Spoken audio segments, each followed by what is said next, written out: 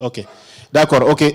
Cette composante va être présentée par le lead technique, M. Hama Aruna. Hama, c'est ça, non? Oui. Il y a deux Hama dedans. Je porte le nom de mon grand-père. Ok. Hama Aruna Hama qui va présenter, et sa présentation sera suivie par un témoignage d'un participant communautaire. Et nous avons eu la chance d'écouter Nana Fatouma Modi, qui au fait participe au niveau de cette composante à travers les auxiliaires d'élevage. Donc maintenant vous suivez la présentation de Hama Aruna et ensuite on va faire ce témoignage et les questions-réponses. Merci Hama. Merci.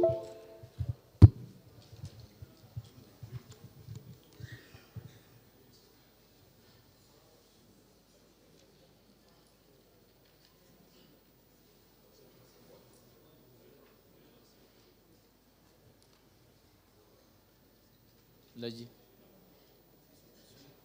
on peut commencer?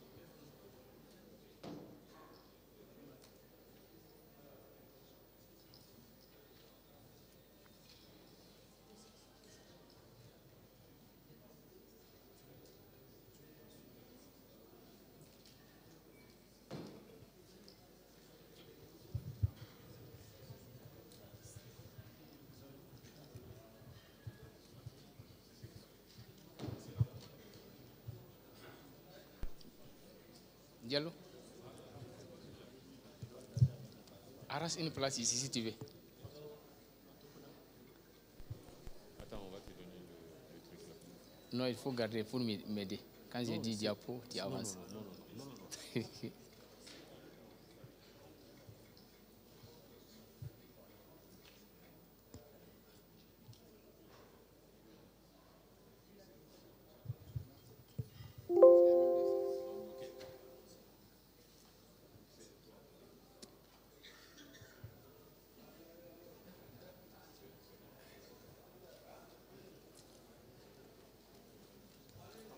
C'est bon?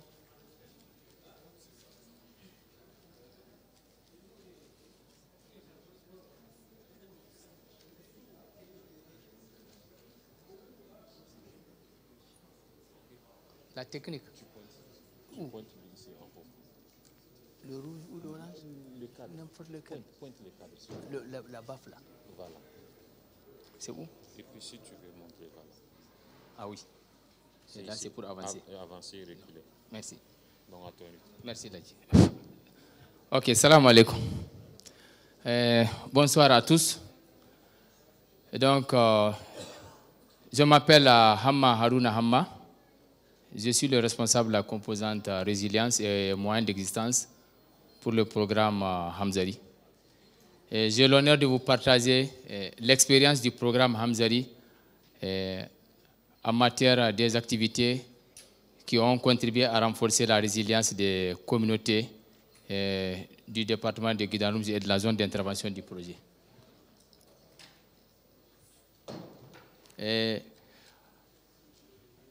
Ma présentation s'articule autour de 6 principaux points. Le premier point, c'est pour vous partager les objectifs de la composante.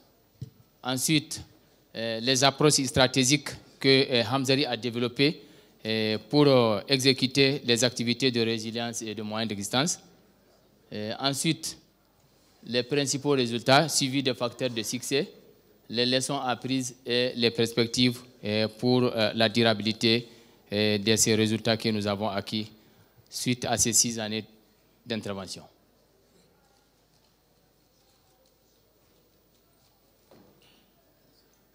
L'objectif principal de la composante résilience et moyens d'existence est de réduire l'extrême vulnérabilité des femmes, des jeunes et les ménages vulnérables de la zone d'intervention à travers un certain nombre d'activités, notamment renforcer le capital social à travers le collectif et plateforme autonome, c'est-à-dire toutes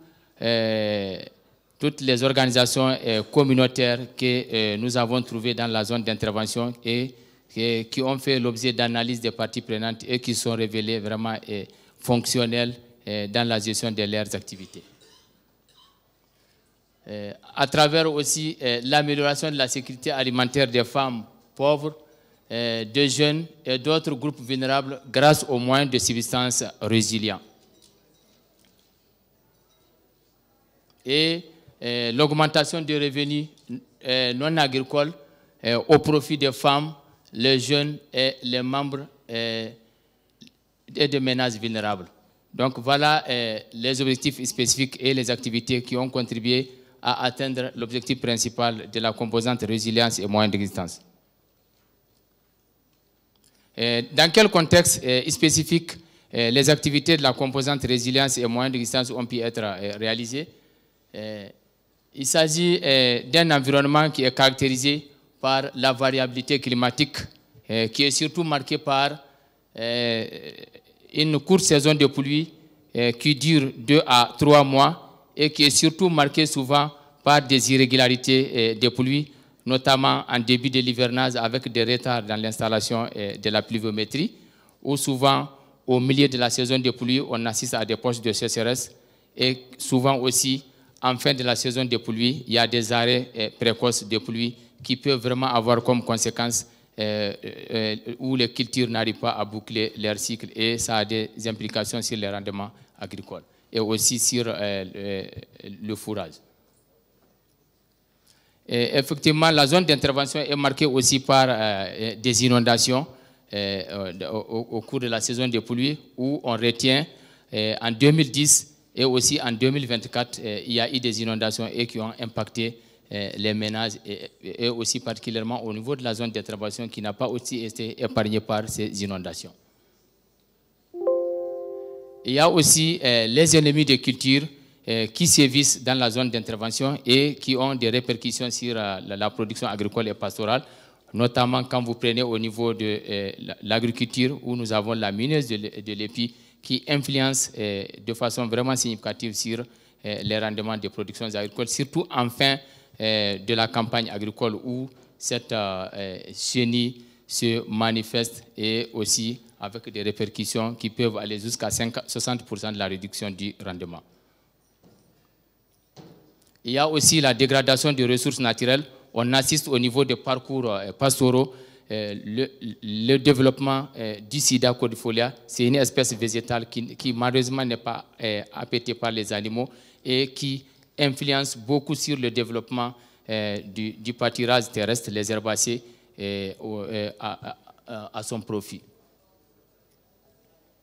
Il y a aussi un autre facteur qui caractérise la zone d'intervention, c'est surtout l'explosion démographique qui fait que la fragmentation intergénérationnelle au niveau de terres agricoles est vraiment très poussée et ça augmente beaucoup la dépendance économique des femmes et des jeunes avec comme conséquence, souvent pour faire face aux besoins spécifiques aux besoins des ménages, la vente des biens et aussi, surtout au niveau des jeunes où nous assistons à l'absence de terres de culture, ils sont obligés, s'il n'y a pas d'intervention, d'entreprendre des activités comme le départ en exode rural pour pouvoir trouver du profit.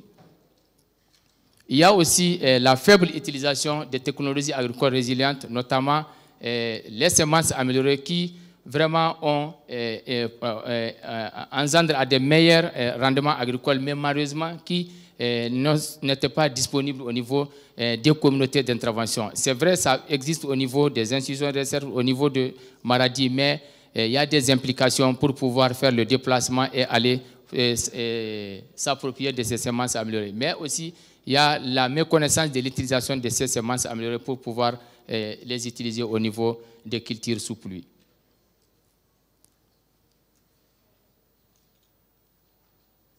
Technique.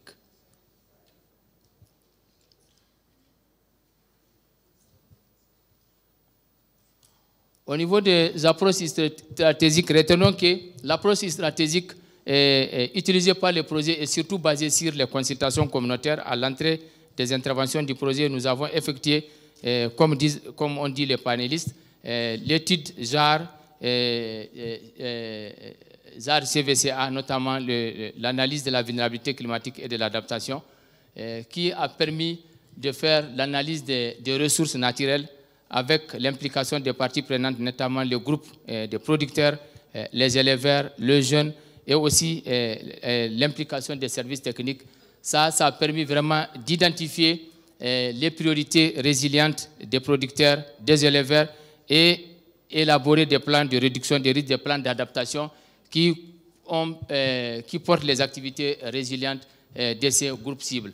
Donc, il y a eu aussi la collaboration avec les plateformes locales fonctionnelles et performantes que nous avons appelées les fournisseurs locaux de services qui sont les pourvoyeurs d'un certain nombre d'activités que le projet a pu appuyer pour renforcer et maintenir la durabilité de ces services.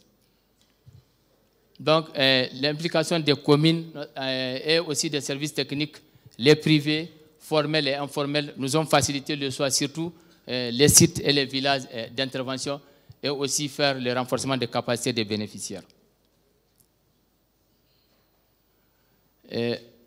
Au niveau des approches stratégiques, toujours, le programme a travaillé, a collaboré beaucoup avec le groupement MMD et les associations de jeunes qui constituent le premier niveau, le premier dispositif communautaire et intercommunautaire aussi qui supporte les priorités résilientes à travers un certain nombre de biens et de services qu'ils fournissent. Notamment, il y a l'approche du renforcement des capacités des MMD qui dispose des stocks communautaires au niveau des banques céréalières. Donc le projet, au niveau de son approche, a beaucoup collaboré avec ces banques, ces MMD et réseaux, MMD autour des banques céréalières à travers l'identification d'abord des réseaux qui disposent des stocks communautaires avec des magasins au lieu de créer des magasins où, si vous vous rappelez, au niveau du refining, on nous accuse d'avoir pris suffisamment de temps. Et donc, notre innovation, c'est surtout de travailler avec ces réseaux et groupements qui déjà disposent de ces banques céréalières et qui sont fonctionnels et qui acceptent surtout de servir les ménages vulnérables durant la période de soudure. Il y a aussi la collaboration avec les réseaux et groupements MMG au niveau d'un certain nombre d'activités, notamment le Hapanaye, qui est une pratique traditionnelle, mais que le projet a innové en collaborant avec les réseaux et groupements MMD qui ont permis d'identifier les ménages vulnérables au niveau des communautés qui n'avaient jamais bénéficié de cette activité. Une façon vraiment d'intervenir et permettre à ces femmes extrêmement vulnérables, à ces femmes des ménages marginalisés, de pouvoir reconstituer leur actif social et de leur permettre de faire une insertion sociale et participer aussi au niveau de la dynamique de développement dans les villages. Donc, il y a eu aussi les activités d'embauche à travers la collaboration avec les groupements MMD et aussi les associations de jeunes, qui a permis de fournir du capital pour permettre à ces femmes de renforcer leurs capacités au niveau des réseaux et aussi de pouvoir soutenir les membres au niveau de ces groupements-là pour pouvoir disposer du capital social, faire des AGR, satisfaire les besoins de leurs ménages. Toujours au niveau de l'approche d'intervention, le projet a renforcé la capacité des bénéficiaires des activités d'embauche et aussi de Hapanaye en collaborant avec les services techniques de l'élevage, les services techniques de l'environnement, pour pouvoir identifier un certain nombre de ressources naturelles dégradées, notamment les parcours pastoraux, et qui aussi détient un certain nombre de potentiels, notamment des ressources naturelles qui font la synergie au niveau d'un certain nombre de villages qui se partagent ces ressources naturelles en utilisant l'approche que nous avons appelée la Gaïa qui est une approche de mobilisation communautaire qui a surtout permis à ces villages, à ces communautés riveraines de se concerter autour de ces ressources naturelles dégradées, d'unir leurs forces et leurs ressources pour pouvoir participer à la mobilisation communautaire des femmes, des jeunes, parce qu'il faut retenir qu'au niveau de l'approche du projet, la restauration des sites de parcours pastoraux dégradés a été surtout possible avec la mobilisation vraiment imposante des femmes et de jeunes au niveau de ces villages. Donc, tous ceux-ci ont contribué en tout cas à faire le lien entre les activités d'élevage et la restauration des ressources naturelles pour pouvoir obtenir le résultat surtout qui permet de combler le déficit du fourrage pendant la saison sèche et au profit des communautés, au profit des bénéficiaires des activités de Hapanai et d'Ambous, mais aussi au profit des éleveurs transhumants, puisque la zone d'intervention est parcourue par un certain nombre d'éleveurs transhumants qui peuvent quitter du Nigeria pour traverser la zone d'intervention, aller vers le nord du Niger et aussi vice-versa. Le projet a aussi, dans son approche d'intervention, facilité l'accès aux finances pour pouvoir permettre aux bénéficiaires de développer des activités génératives de revenus à travers ce qu'on a appelé le warrantage, puisqu'on assiste au cours des analyses de la vulnérabilité, au cours excusez-moi. Suite à l'analyse de vulnérabilité et aussi à l'analyse des parties prenantes, le réseau et groupement MMD dispose d'un certain nombre d'expériences en matière d'épargne-crédit pour pouvoir répondre aux sollicitations de leurs membres. Mais il se trouvait que pendant la période de récolte, les ménages qui ont un fort besoin en finances ne trouvent pas suffisamment leur satisfaction à travers l'assistance des groupements et réseaux MMD. Et donc, au cours des consultations entre le projet et les réseaux, il y a eu vraiment ce besoin en accès aux finances, ce qui nous a permis de faire l'analyse, d'identifier un certain nombre de réseaux, en tout cas, qui disposent des expériences en matière de warrantage dans le temps avec certaines institutions de microfinance, mais qui, pour des problèmes de leur faible capacité à continuer la collaboration avec ces institutions de microfinance, étaient obligés d'arrêter. Donc, ces femmes et ces réseaux ont pu vraiment obtenir l'assistance du projet pour pouvoir renforcer leurs capacités dans l'accès aux finances.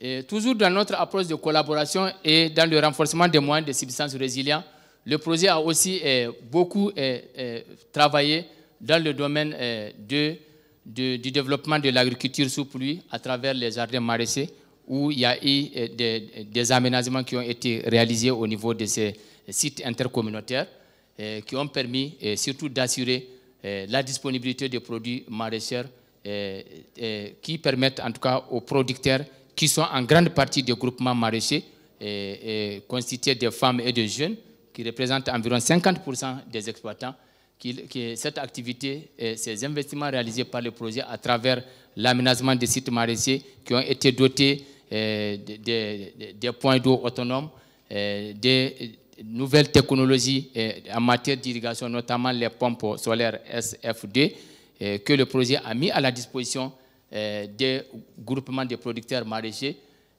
pour pouvoir effectuer cette activité de maraîchage et être en mesure, en tout cas, d'être les pourvoyeurs de ces produits maraîchers qui leur permettent non seulement de vendre pour pouvoir obtenir de revenus, pour pouvoir faire face aux différentes charges de production, mais aussi de consommer et de pouvoir répondre à un certain nombre de sécurités alimentaires et nutritionnelles des membres de leur ménage et surtout aussi des enfants.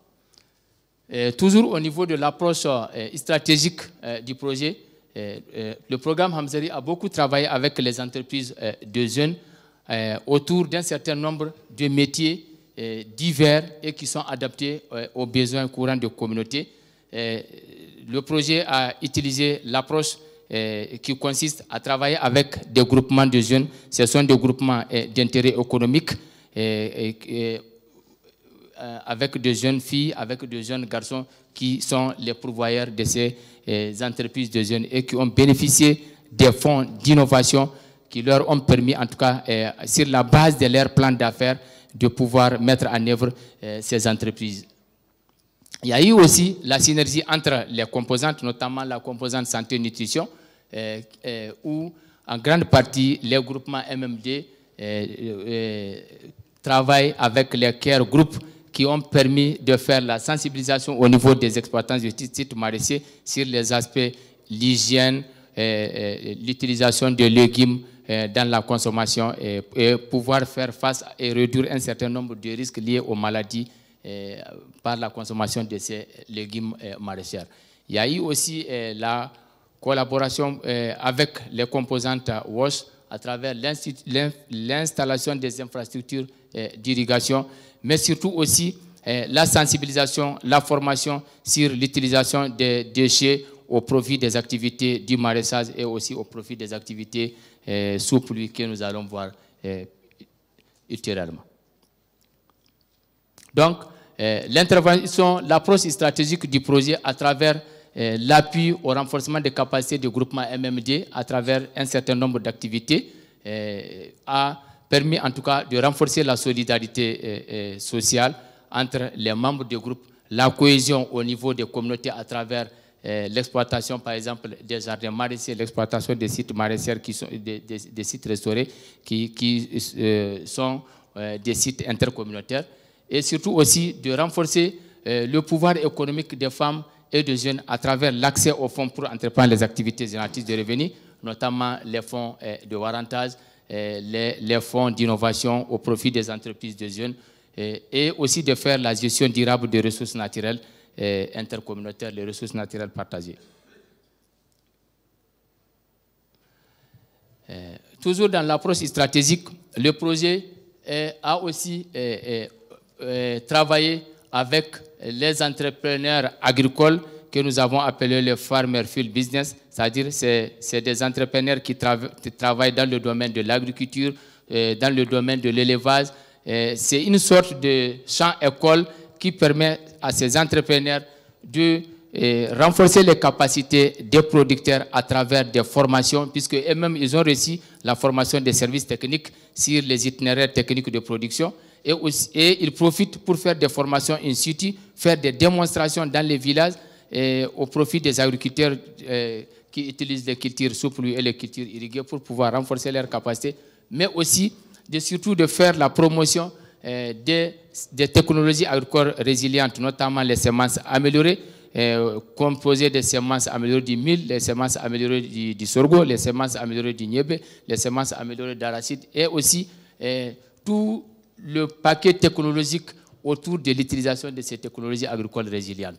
Donc, grâce à ces entrepreneurs agricoles que nous avons appelés les FFBS, le projet a pu faire la promotion de l'utilisation des technologies agricoles résilientes, notamment au niveau des cultures sous pluie, mais surtout aussi l'utilisation des technologies agricoles résilientes en culture irriguée. Donc, il y a eu des entrepreneurs qui font la promotion des semences améliorées, des technologies qui sont liées autour de ces semences améliorées, mais aussi la promotion des plantules maraîchères, puisque dans la zone d'intervention, il se trouve qu'il y a le potentiel en irrigation qui est là, l'eau, la nappe, elle est disponible, mais les infrastructures hydrauliques font défaut.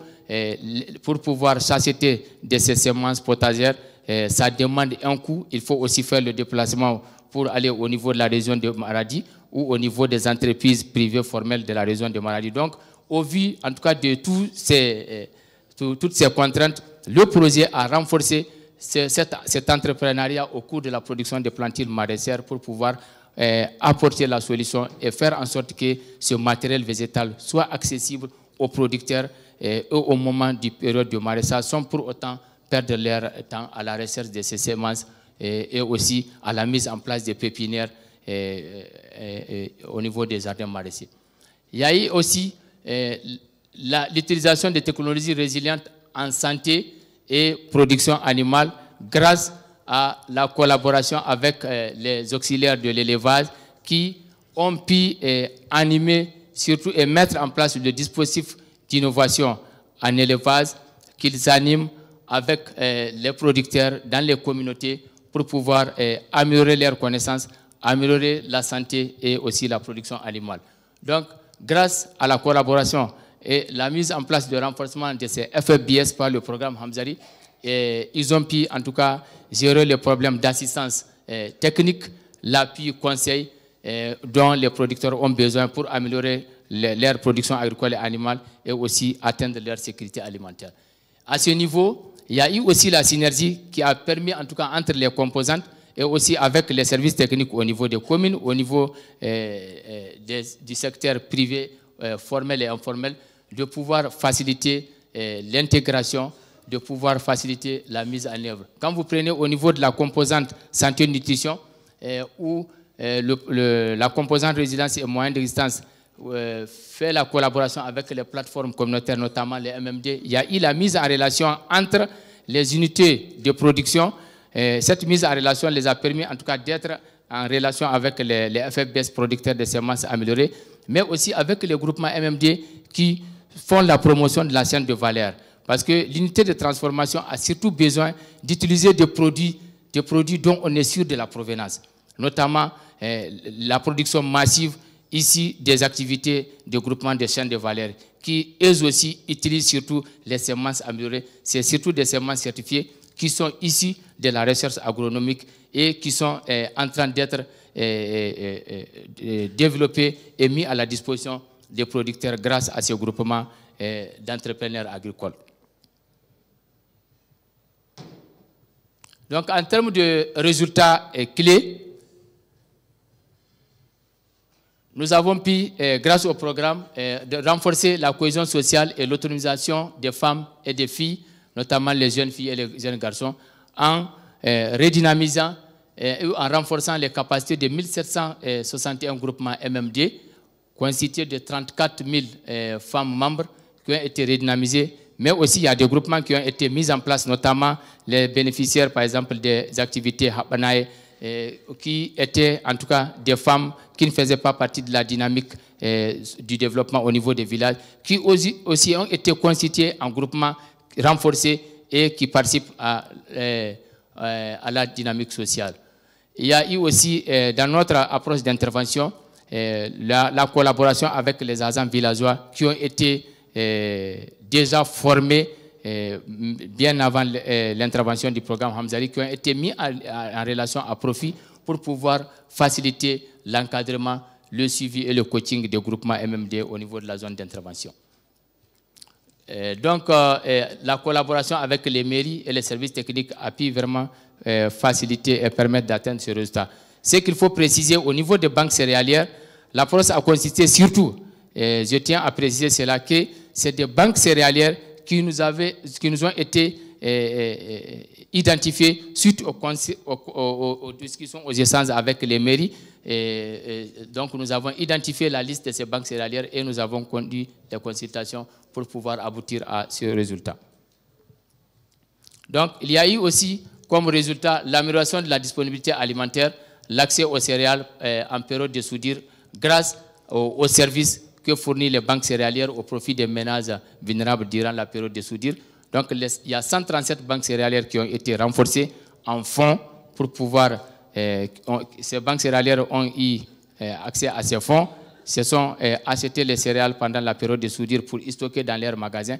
Et c'est là, cet appui les a permis aujourd'hui de pouvoir toucher un nombre important de ménages vulnérables grâce à leur stock qui a pu être renforcé, où nous avons 331 tonnes de mil qui ont été stockées par les 137 banques céréalières et qui ont réalisé une recette de 98 616 060 francs CFA au titre de la soudure 2024. Donc, ces banques céréalières ont pu toucher sur la durée de vie du projet 31 666 ménages vulnérables par la vente des céréales à prix modéré. Au niveau de la reconstitution des actifs des ménages très vulnérables, l'intervention du projet a permis de toucher 3058 femmes qui ont bénéficié du kit Hapanaï pour pouvoir faire la reconstitution sociale du cheptel. Et cette activité est en train vraiment de se développer. On est parti de 6834 caprins comme kit et qui a généré comme résultat 12 535 caprins au profit de ces femmes et des jeunes. Il y a eu aussi l'accès aux finances pour la pratique des activités génératrices de revenus où, grâce à notre intervention, nous avons pu toucher 3244 femmes qui ont accédé au capital d'embauche pour pouvoir faire l'élevage des ovins, vendre et augmenter leurs revenus, mais aussi accéder au crédit de warrantage pour pouvoir faire face aux besoins pendant les périodes de récolte sans pour autant brader le surplus de leur production au niveau dans les villages. Au niveau du secteur élevage, il y a eu l'amélioration de la santé et de la production animale qui a, grâce à la collaboration avec les auxiliaires de l'élevage, qui a permis de toucher 23 904 têtes de bétail qui ont été soignées et qui sont composées de bovins, des ovins, des caprins, de la volaille, etc., grâce à la collaboration avec les auxiliaires d'élevage qui ont été formés et équipés par le programme et qui sont suivis et ont été mis surtout en relation avec le service vétérinaire privé de Guidan-Rumji.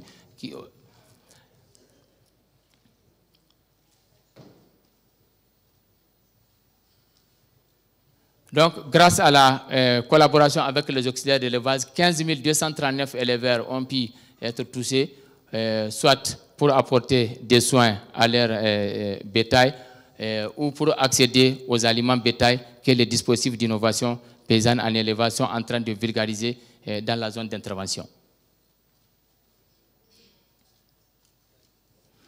Au niveau de la gestion durable des ressources naturelles, le projet, avec la collaboration des groupements MMD et des associations de jeunes, a pu restaurer 600 hectares sur 13 sites restaurés dans sa zone d'intervention. C'est des sites vraiment qui disposent d'un potentiel fourrager important, notamment si vous faites la moyenne, c'est environ 40 hectares par site.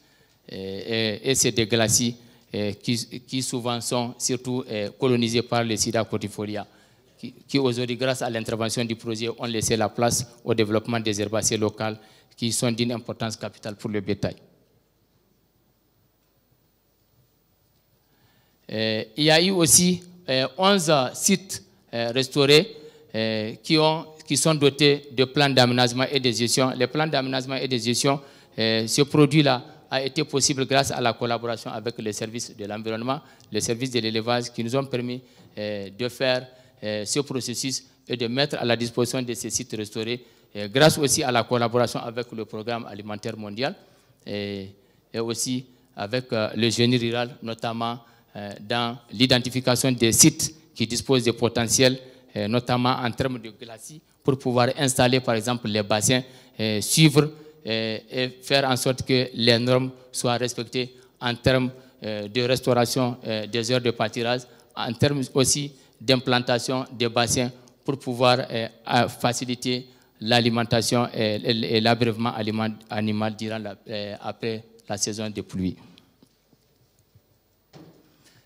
Pour renforcer donc le potentiel fourrager, le projet aussi a implanté ces bassins au nombre de 25 qui sont généralement implantés au niveau des sites restaurés qui disposent d'un potentiel en glacis et aussi la possibilité d'implanter ces bassins et de collecter les eaux de ruissellement pour pouvoir stocker l'eau et faciliter l'abreuvement après la saison des pluies.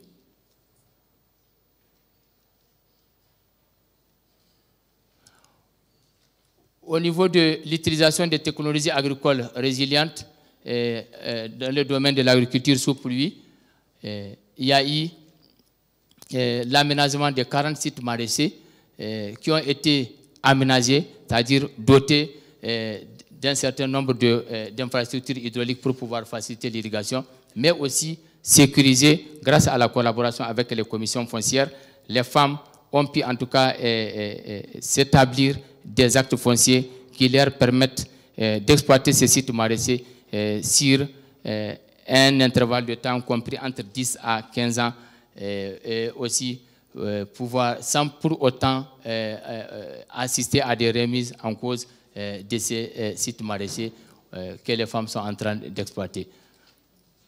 Donc, pour pouvoir toujours soutenir l'exploitation et l'utilisation des technologies agricoles résilientes en matière de culture irriguée, je l'avais dit dans l'approche, il y a eu le renforcement des capacités des entrepreneurs agricoles qui ont pu fournir les plantures maraîchères de qualité, l'assistance technique au groupement de producteurs au niveau des sites maraîchers, mais aussi il y a les jardins de cases au niveau de leurs ménages pour pouvoir faire la culture de légumes et pouvoir obtenir, faire accès à la diversification alimentaire, améliorer leur sécurité alimentaire et nutritionnelle.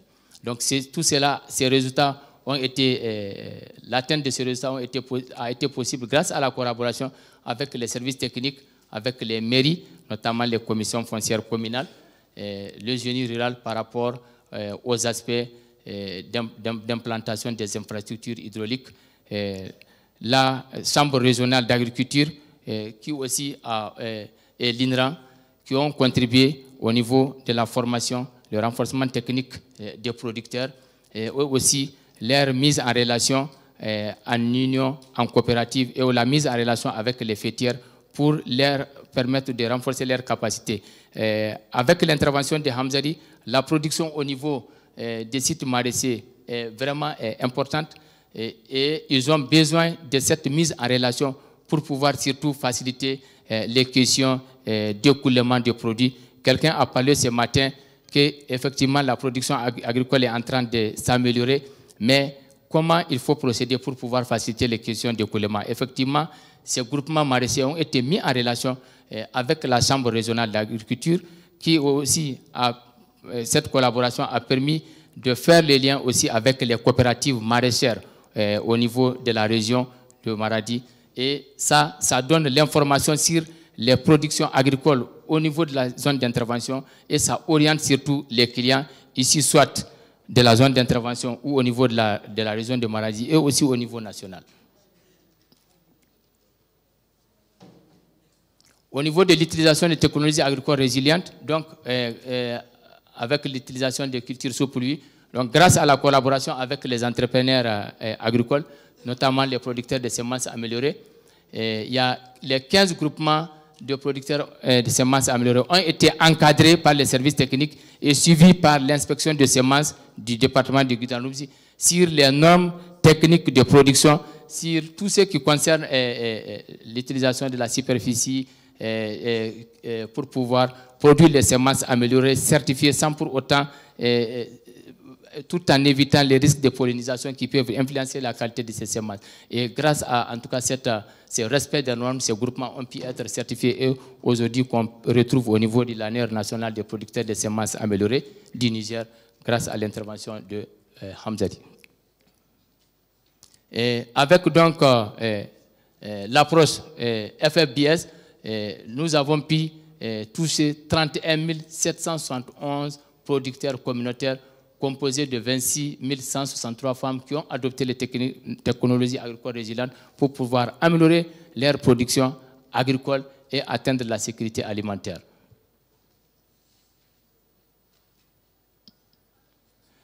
Et donc, l'utilisation de ces technologies agricoles résilientes, on peut facilement interpréter au niveau de la figure qui démontre en tout cas une nette amélioration des rendements agricoles couplé au témoignage de cette femme membre du groupement FFBS qui a au cours d'une visite d'échange entre les producteurs communautaires et les FFBS qui encadrent ces producteurs communautaires a pu nous faire ce témoignage. Donc quand on regarde cette figure, on constate que les rendements observés, les rendements moyens au niveau des champs, soit des producteurs qui ont adopté les technologies agricoles résilientes ou au niveau des champs, des parcelles de multiplication des semences améliorées, utilisant ces technologies agricoles, on constate qu'il y a une nette amélioration qui varie de 1,13 à 2,6 fois supérieure à ceux aux rendements moyens qui sont observés au niveau du département de Guitanoubsi. Donc, cela témoigne que l'utilisation de ces technologies agricoles est vraiment la preuve palpable par rapport à l'amélioration des rendements agricoles et ça contribue à l'atteinte de la sécurité alimentaire des plus vulnérables. L'intervention du projet au profit des jeunes filles et garçons a permis aussi d'atteindre l'émergence d'entreprises de jeunes qui surtout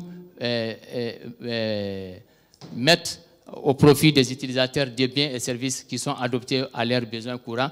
C'est quoi ces services? Il s'agit de la mécanique auto, il s'agit aussi des activités de couture, c'est des activités de menuiserie bois, etc., etc. Et grâce au fonds d'innovation que le projet a apporté à ces structures de jeunes qui sont organisées en juillet, cela a permis de financer 271 micro-entreprises de jeunes qui sont installées dans la zone d'intervention, avec 592 jeunes filles qui sont membres de ces micro-entreprises. Et aussi, au niveau des utilisateurs de ces services des micro-entreprises, ici des micro-entreprises de jeunes, nous avons pu toucher 22 286 clients, dont 9 601 jeunes filles qui ont accédé aux services des entreprises de jeunes, surtout avec la collaboration des communes où nous avons les centres de formation en métier, mais aussi les autres services techniques au niveau de la région et aussi au niveau du département et au niveau des communes où nous avons pu mettre en place un dispositif qui va permettre le suivi au niveau de ces entreprises de jeunes pour pouvoir surtout leur permettre d'être beaucoup plus durables dans le temps avec l'intervention et aussi sans l'intervention du programme Hamzari. Au niveau des facteurs de succès, on retient surtout l'existence des groupements et réseaux MMD et des associations de jeunes dans la zone d'intervention. Cela a beaucoup facilité la réussite des activités et aussi la fourniture des biens et services dans le temps. Il y a aussi les protocoles de collaboration prenant en compte l'implication des mairies, les services techniques et les entreprises privées dans le renforcement des capacités des fournisseurs locaux de services. Effectivement, la collaboration, en tout cas, même si au départ elle a connu un certain nombre de difficultés, grâce à cette révision de ces protocoles de collaboration, aujourd'hui, Dieu merci, nous avons en tout cas l'implication des services techniques à différents niveaux dans la mise en œuvre des activités du projet. Et ça a été un facteur de succès. Il y a eu aussi le renforcement des capacités des entrepreneurs locaux qui fournissent des biens et des services qui sont beaucoup plus adaptés aux besoins des producteurs. La collaboration entre les plateformes communautaires, notamment aussi le partage d'expériences à travers les réseaux et fédérations, ça aussi c'est des facteurs de succès qui permettent dans le temps de maintenir dans la durabilité les services qu'ils sont en train de fournir. En termes de leçons apprises, on retient que l'existence des compétences locales avec des connaissances dans tous les domaines a beaucoup facilité l'utilisation des technologies agricoles résilientes et l'accroissement de la production agricole et animale dans la zone d'intervention. Ça a permis aussi de résoudre le problème d'accès aux informations, au matériel végétal, les itinéraires techniques que nous avions parlé au niveau du contexte de la zone d'intervention. Il y a aussi les achats locaux, une des innovations que le projet a beaucoup insisté là-dessus pour permettre aux bénéficiaires de faire le choix par rapport aux kits. Par exemple, quand vous prenez les kits Hapana, quand vous prenez les ovins au niveau des activités d'embauche, c'est les bénéficiaires qui ont reçu les fonds, mais qui partent sous la surveillance des services techniques pour regarder les aspects de santé animale et aussi l'équipe du projet pour s'assurer qu'effectivement les fonds ont été utilisés là où ça doit être utilisé. Au niveau du renforcement des stocks de banques céréalières, c'est les réseaux qui ont reçu les fonds et qui ont aussi utilisé ces fonds pour faire l'achat des céréales au niveau des marchés hebdomadaires de la zone. Il y a aussi la synergie d'intervention entre les projets et programmes, notamment Hamzari, dans la collaboration avec le programme ou les autres projets financés par l'USAID, le programme alimentaire mondial, Terre aux Vies, dans la gestion des ressources naturelles et dans la mise en œuvre d'autres activités. Cette synergie a permis surtout d'éviter la duplication. Dans les villages, au niveau des sites où nous intervenons ensemble, c'est la complémentarité qui est beaucoup mise en œuvre pour pouvoir permettre d'atteindre nos objectifs et éviter la duplication au niveau de ces villages et sites d'intervention. Il y a aussi la mise en relation des fournisseurs locaux de services avec les fêtières. J'ai parlé de la mise en union, la mise en coopérative, la mise en relation avec la Chambre régionale d'agriculture. Ça, c'est un élément qui peut beaucoup jouer sur la durabilité des activités ou des services que ces fournisseurs vont continuer à mettre à la disposition des bénéficiaires.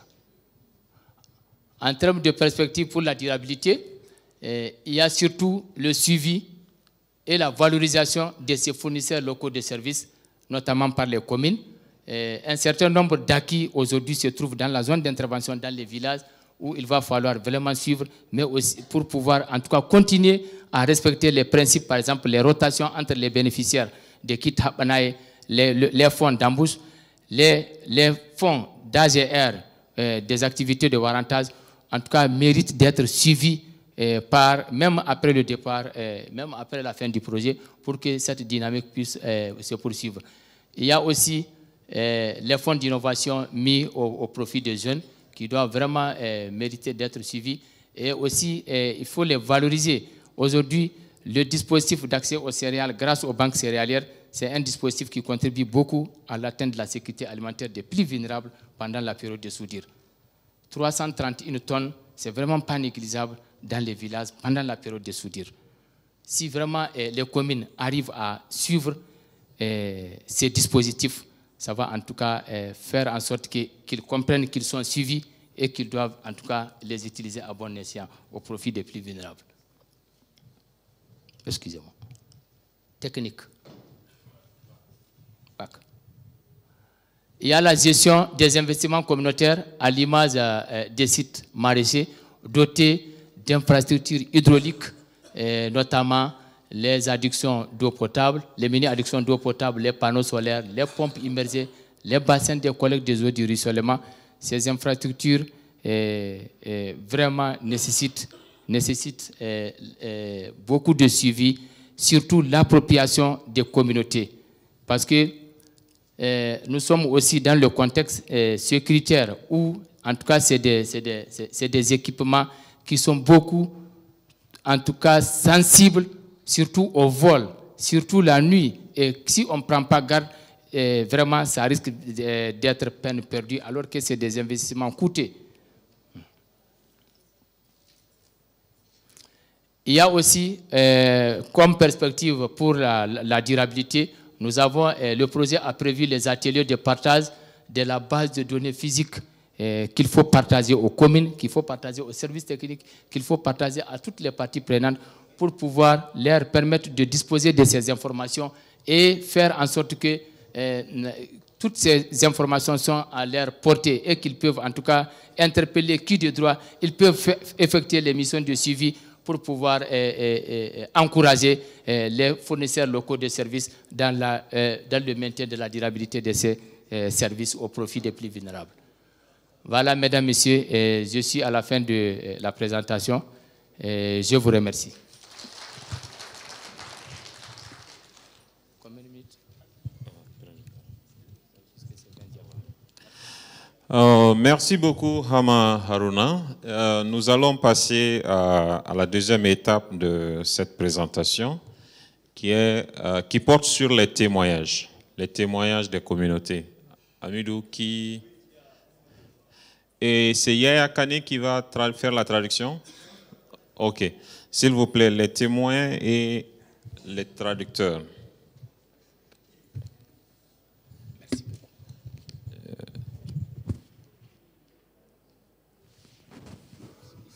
Oui. Qui va témoigner? Ok. Voilà. Donc, s'il vous plaît, vous allez vous présenter à la salle et partager votre témoignage avec nous. Yaya va faciliter. Yaya, si tu peux traduire aussi pour lui ce que je viens de dire. Ok. Donc, il y a une traduction, une présentation. Ok. Donc, salam alaikum. Bonsoir tout le monde. Bonsoir l'assistance. Je m'appelle Yaya Kane, je suis le superviseur pour le compte du programme Hamzari. Donc je vais essayer de traduire ce que Halil Nahwa va essayer de témoigner. Jama'a assalamu alaikum. Ni sunana Halil Nahwa, na hito da wani gari na fadin baya da'ar gidan Rinji jihar Maradi. Ina cikin mamba na FFBS. Voilà, il dit il s'appelle Halil Nahwa, donc il vient du village de Fadimbaya, commune de Gidarumji. Il est membre du producteur FFBS. FFBS gungu ne wanda ya kumshi mutum 14 waɗanda suka ƙware ga ayyukan da Hamzali ta yi cikin karkara. Voilà, il dit FFBS, donc c'est un groupement composé de 14 membres qui se connaissent dans la production agricole. Amma duk da haka nan ina cikin mamba na manoma iri. Ok, donc il dit qu'il est parmi les producteurs de semences. Donc il est du côté de la production de semences pour les 14 membres de FFBS. Lokacin da Hamzali bata zo ba, manoma na karkara sun fuskanci matsaloli na karamcin iri da baran gidajen su su nisa zuwa birane wajen neman iri. Il dit avant l'arrivée de Hamzali, il rencontre des difficultés pour l'approvisionnement en semences améliorées liées à la distance, n'est-ce pas, qui sépare leur village au lieu d'approvisionnement. Albarkacin zuwan Hamzali ta tsara mu, ma'ana ta samu cikin kungiyoyi, ta ba mu horo kuma ta tallafa mana da kayan aiki. Ok, Hamzali est venu, les a restructurés, les a formés, les a dotés des matériaux, n'est-ce pas, et de tout ce qui est nécessaire pour la production des semences. Albarkacin wannan horo da sama da tallahi iri na kware nagartacce ingantacce ya waye ta cikin karkara. Voilà, il dit grâce à la relation qu'il les a mis, donc ils ont reçu des semences améliorées et ils ont commencé à produire la semence, et grâce à ça, donc ils ont eu à comment on appelle ça, à propager, n'est-ce pas, les semences améliorées dans les villages environnants. Ni kan kaina ba don zuwan Hamzali ba, wallahi ba ni bambance iri na kasuwa da iri nagartacce. Et dit lui aussi en tant que producteur, avant l'arrivée de Hamzali, il ne peut pas différencier la différence, il ne peut pas discerner les semences améliorées des semences, n'est-ce pas, des grains qui sont destinés à la consommation. Amma albarkacin zuwa Hamzali ta samu kulla hulɗa da ma'aikatu na gidan gona da ma'aikata mai ƙarƙare iri, kuma ta samu kulla hulɗa da ƙungiyoyi na mata masu noman tare. Hamzali les a mis en relation avec les institutions de production des semences, avec les institutions, n'est-ce pas, de recherche, genre INRAN, avec les réseaux, avec les structures et fédérations, n'est-ce pas, liées à la production des semences. Abin da ya shafi safoyi, lokacin da Hamzali bata zo ba, in mun kai sassabe, sai ma mun toye sayon, sai mun tone ƙasan mun ɗebe ki sayon iyakin mu sa wuta mu toye. Pour ce qui est de la technologie agricole, avant l'arrivée de Hamzali, quand ils appliquent la RNA, d'habitude ils brûlaient les débris et après ils les enterrent. Amma albarkacin zakkuwa Hamzali, ƙasa ta hulhudu, itace sun yawaita, kuma an ce kowa ƙarya da 'yan kasuwa zakkuwa suka yi da kwai shaida da kwai ma'aikace gidan gona ta gaya muku da bakin faɗin baya, karkarar faɗin baya abin da ke ciki. Avec l'arrivée de Hamzali qui les a appris donc, à comment faire la régénération, n'est-ce pas, naturelle, ils ont appris comment faire la RNA, ils ont pratiqué, ils ont des témoins dans la salle, dit que la représentante de l'environnement peut témoigner sur comment on appelle ça, l'avancée qu'ils ont fait au niveau de la RNA. Ba shi kenan ba cikin fasahohi ga lokacin da Hamzali bata zo ba duk inda ka zo garuruwa sai ka iske jibji. Ok, avant l'arrivée de Hamzali ici, parmi les technologies là, avant, il y avait beaucoup des ordures dans les communautés. Amma yanzu shara ta zan dukiya. Maintenant, toutes ces ordures-là ont été transformées en des composts et en des produits destinés à la production.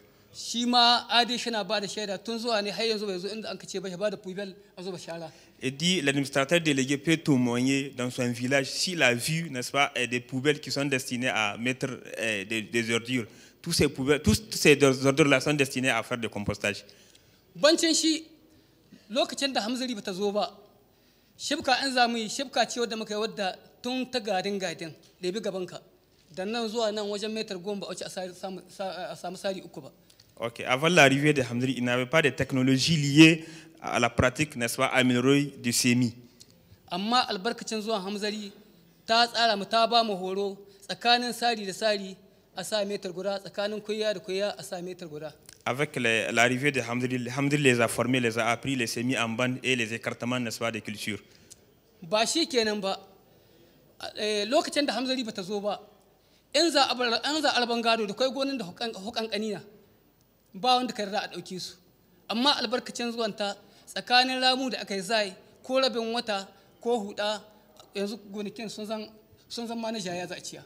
Ok, avant l'arrivée de Hamdari, il dit que tout l'héritage lié, n'est-ce pas, au champ, surtout quand il s'agit des endroits cuirassiers, personne ne va vouloir prendre, n'est-ce pas, la partie là où il n'y a pas, il y a aucune, n'est-ce pas, couverture végétale. Maintenant, avec l'arrivée de Hamdari, même si ton héritage tombe sur ces endroits-là, maintenant on t'a appris à faire comment récupérer ces terres, faire les ailes, faire les demi-lunes. Ba shi kenan ba har yanzu muna cikin fasafofi. Lokacin da Hamzari bata zo ba, ba mu san wanda za a yi magani na rigakafin kwari ba na gargajiya. Ok, toujours dans les technologies qu'il est en train de donner, il dit avant l'arrivée de Hamzari, il ne connaissait pas comment faire, n'est-ce pas, la préparation bio pour lutter contre les ennemis des cultures. Amma yanzu albarkacin zuwanta mun samu fasaha wadda muka wannan magani na rigakafin kwari da kunnen bedi, tahornowa, toshi ko taba. Avec l'arrivée de Hamdari, Hamdari les a appris, les a formés donc à préparer les solutions bio, les biopesticides, n'est-ce pas, bio, sur la base du niébé, pardon, pas du niébé, du nîmes, sur la base du nîmes, du tabac et de l'ail. Kuma masana sun yi bincike wannan magani bai cuta ma rayuwar al'umma. Voilà, il dit que donc beaucoup, n'est-ce pas, des études ont prouvé que ces solutions ou bien ces comment là ça c'est ok sur ces solutions ne portent pas, voilà, non, aidez-moi. Ok, ne nuisent pas à la santé, voilà. To sai mu ce mutane albarkacin zakkuwa Hamzari sai mu ce alhamdulillahi arziki ya yadu fasahohi sun samu yadda ba a zato. Ok, avec hanyar shiga kuɗi ga ƙungiyoyi na manoma iri kuma ta bunƙasa. Ok, il dit avec l'arrivée de Hamzari, il y a beaucoup de technologies qui se sont disséminées, il y a beaucoup d'agents qui sont créés, n'est-ce pas, tout autour du FABS. Tunda ni kan kaina in ba dan albarkacin Hamzari ba ni shigowa ɗakin ga. Il dit que lui-même qui parle, si ce n'est pas qu'il est membre du FABS et qu'il est producteur de semences, il ne pourrait pas, n'est-ce pas, rentrer dans cette salle. Kuma kamar abin da nika jan ana haɗi ana haɗin Hamzari za ta taya. To ko haɗan ƙwarai ya huta. Il dit que voilà, ils sont en train d'apprendre que Hamzari va plier bagage. Il dit bon, Hamzari va plier bagage, mais ils sont là. Tunda an ce mugu shi sai wadda ta yi shi. Hamzari mun gode. Alhamdulillah. Remercie Hamzari infiniment. Il a fini par un proverbe que je ne vais pas traduire. Ok, donc il dit que même Hamzari a quitté, mais elle a donné, elle a laissé, n'est-ce pas, beaucoup qui peuvent prendre la relève. Les bons enfants, voilà. C'est un proverbe. C'est un proverbe comme ça. Ok. C'est un proverbe. Tu veux dire ça en français? Ok, merci beaucoup, merci vraiment. C'est gentil. On va l'applaudir encore pour ce témoignage. Yeah, Kane? Kane? C'est pas fini? On a un deuxième témoignage de MMD. Asana. Est-ce qu'elle est prête? Asana. C'est elle qui arrive? Ok.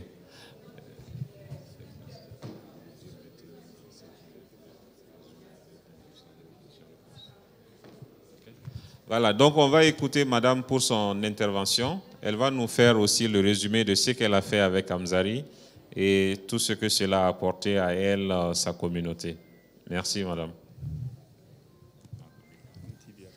Salam alaikum. Sunana Hassana Muhammad da ke garin Allah Karbo. Allah Karbo dai gari na jihar Maradi. yankin gidan sori gunduma ta gidan rumji. To ni dai jagora ta ni ta rezo na IMD mata masu dubara. Lokacin da kayan hamzari ta zaka muna zube-zuben asusu ba zamna muke ba, muna zubi tun da gurup 5 gare mu. To amma ba mu da rezo ba mu da bankin cimaka. To yanzu zakuwa hamzari ta mana fasaha ta tallafa ta dahawa mana an ka kawo mana rezo na IMD mata masu dubara. Da an kawo mana rezo na IMD to yanzu sai an ka yi shawara kuma an ka ci sai an marezo takardar haihuwa, an ka mai takardar haihuwa. Yanzu muna nan mun ka ci gaba da zibi sai an ka ce kuma bankin cimaka aka so tun da dai mata na dai masu dubara a gani in muna da dubara. To sai an ka ce a za mu yi bankin cimaka, sai an ka ce to dama mun yi noman tari mun ka samu taya 60 na haci mun ka samu buhun gujiya 4.5. To yanzu a na ƙungiyoyi gurup 5 sai an ka ce kowace ta ba da taya 60 a hada a gani ana iya hada bankin cimaka. Mun ka ba da taya 60 an gama taya 300 mutum 5. Kenan an gama da na noman tare taya 360. Ok, donc voilà, elle a dit qu'elle s'appelle Hassana Mohamed, elle vient du village de Allah Karbo, commune de Guidansori, département de Guidarumji. Donc elle est membre du groupement MMD, elle est même présidente du réseau. Donc elle dit avant Hamzari, ils font les MMD mais d'une manière informelle. D'une manière informelle. Ils faisaient ce qu'on appelle adaché. Maintenant, lorsque Hamzali était venu, Hamzali les a restructurés, Hamzali les a formés, donc Hamzali les a aidés à trouver l'agrément. Ok, après la réglementation de leur groupement, ils se sont reconstitués, n'est-ce pas, à réseau. Maintenant, à part se reconstituer de ce réseau, maintenant ils ont fait l'agriculture, ils ont fait le champ collectif. Ils ont eu une production assez importante et grâce à cette production qu'ils ont reçue et qu'ils ont trouvée, donc ils ont reconstitué et se sont retransformés en BC.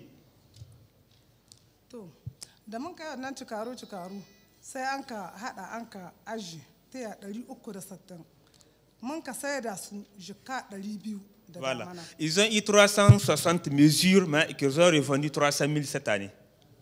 To da mun ka sai da su za mu koma mu yi wannan ciniki mun kashe su ma sai hamzari sun ka tallafa mana sun ka dafa mana sun ka ba mu kuɗi jika 400 mun ka gama da wannan 200 mun ka yi sayayya. Ok, bien avant, elle dit que donc avec les 300 TIA qu'ils en avaient, donc Hamza les a aidés avec 400 000 francs pour comment on appelle ça, reconstituer encore le stock. An sai hatsi na jika 600 babu bankin ajiya. Sai an ka ce ya za a yi to wannan gujiya ta mu da mun ka yi sai mun ka saida. Mun ka yi bankin mun ka hada an ka gina bankin ajiya da ba su isa ba mun ka ɗebo cikin asusun mu na rezo dama muna zubin duk wata jika 5 muka zuba mun ka ɗebo jika 40 mun ka ce ƙungiyoyin nan ɗaya 5 kowace ta ba mu jika 10 mun ka hada mun ka yi bankin ajiya. Ok, grâce aux bénéfices, n'est-ce pas, qu'ils ont reçus à l'issue de la vente, n'est-ce pas, du céréal et aussi à la production, n'est-ce pas, de l'arachide qu'ils ont eu, ils ont vendu une partie. Qu'ils ont avec l'argent, ils ont fait la construction du magasin en matériaux définitifs.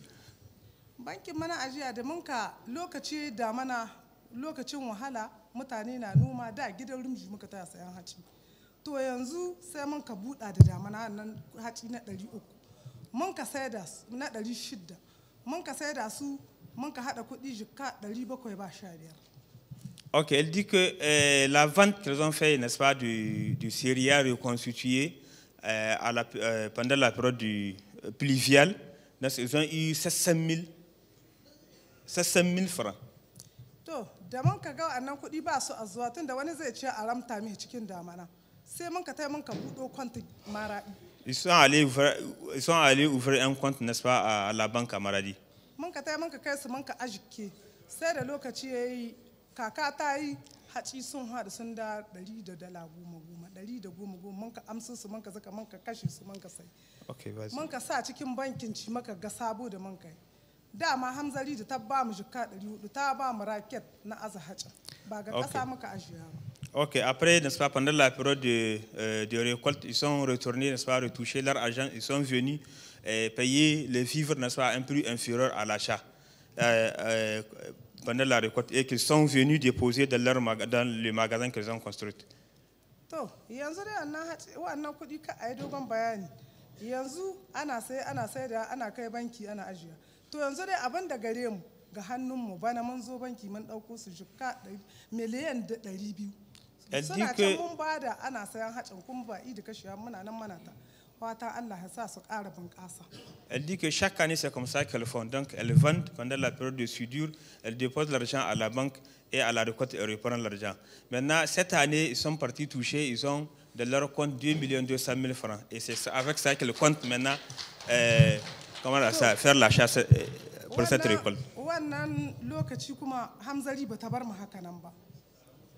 Ok.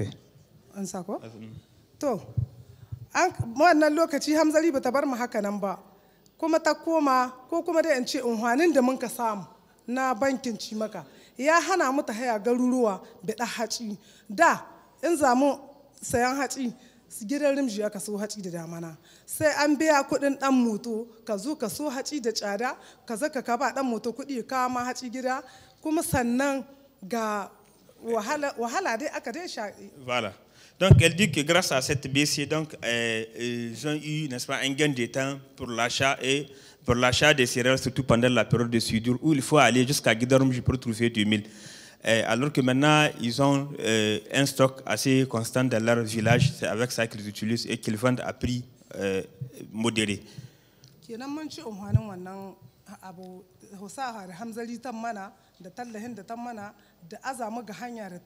Mu dai ban masa wanda za mu yi wagga fasaha ba kenan mun gode wanga inwani na Hamzari da ta mana wanga hanya ta raba mu da ta yabi da haci da karkara kuma birni. Elle dit qu'ils ont gagné, ils ont un bénéfice, ils ont vraiment profité beaucoup de l'appui de Hamzari. Ils ont, en termes de perte de temps et aussi de la recherche des céréales, ils ont bénéficié beaucoup de cet appui-là de la BC.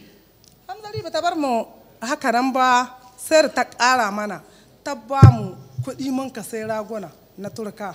Il dit à part l'appui MBC, ils ont reçu aussi les fonds pour embauche. Da mun ka sai raguna na turka kowace ta tanadi abincin raguna da dussa mun kai turka ta ƙwarai yanzu da mun ka sai da ribar da mun ka ci game da mun ji daɗi kuma mu ba da tarihi yanzu wannan kuɗi duk mun kai shawara duk wanda ɗan shi lakwal ta gaza cikin wannan riba muka hada da dukiyar mu biya ma diyan malakwan yanzu diyan ba su lissahuwa wa'anda mun kai. Voilà, il dit ils ont reçu le fonds d'embauche et grâce à cette embauche là ils ont gagné en bénéfice et les bénéfices qu'ils ont gagné les a permis, n'est-ce pas, de payer la scolarité de leurs enfants. Il dira dans le village que vous trouvez quelqu'un ou bien parmi ceux qui ont reçu l'embauche son enfant est en train d'errer dans le village qui n'est pas retourné à l'école. Kayan Hamzari ta zo turban mu cike take da garmani sai yawan hada da manoma da makiya saboda su bisashe ba su cin wannan hakin da an sake su sun ratsai sai su race su gonaki sai kwaramniya tsakanin manoma da makiyaya. Avant l'arrivée de Hamzari, leur aire de pâturage, elle dit qu'elle est remplie de sida cordifoliaire. Et ça a vraiment beaucoup provoqué des conflits entre éleveurs et producteurs et agriculteurs.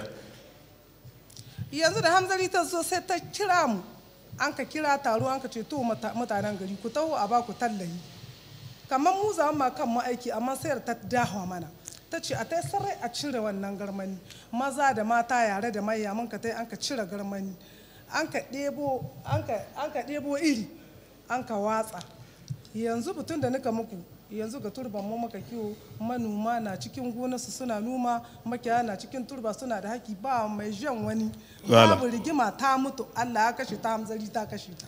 Hamzari donc a utilisé l'approche Gaïa, donc les a reconstruits à travers l'approche Gaïa pour arracher le sida cordifoliaire. Après l'arrachage, on a fait l'ensemencement et l'ensemencement a fait pousser beaucoup de herbacées et c'est là-bas maintenant que les éleveurs, n'est-ce pas, partent, n'est-ce pas, pour le pâturage.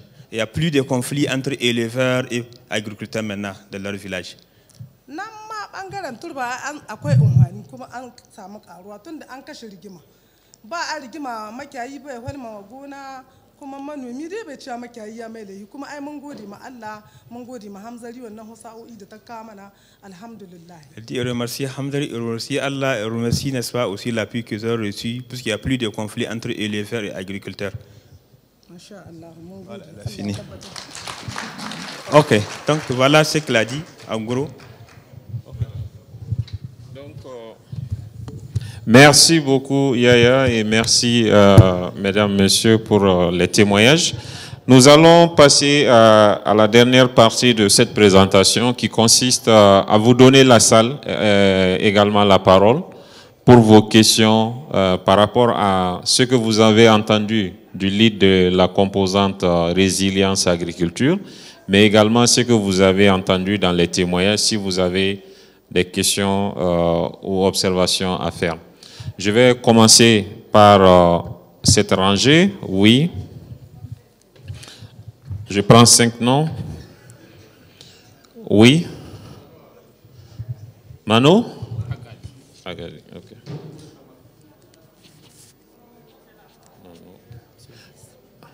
Oui, madame? Hein?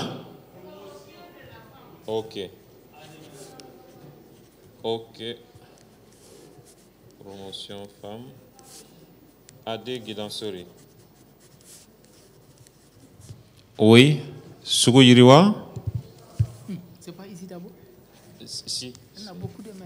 On a beaucoup de mains, oui. Élevage, environnement. Ok, comme tu connais. C'est élevage et environnement qui vont suivre? Oui. Ok. Ensuite? Oui? Santé. AN.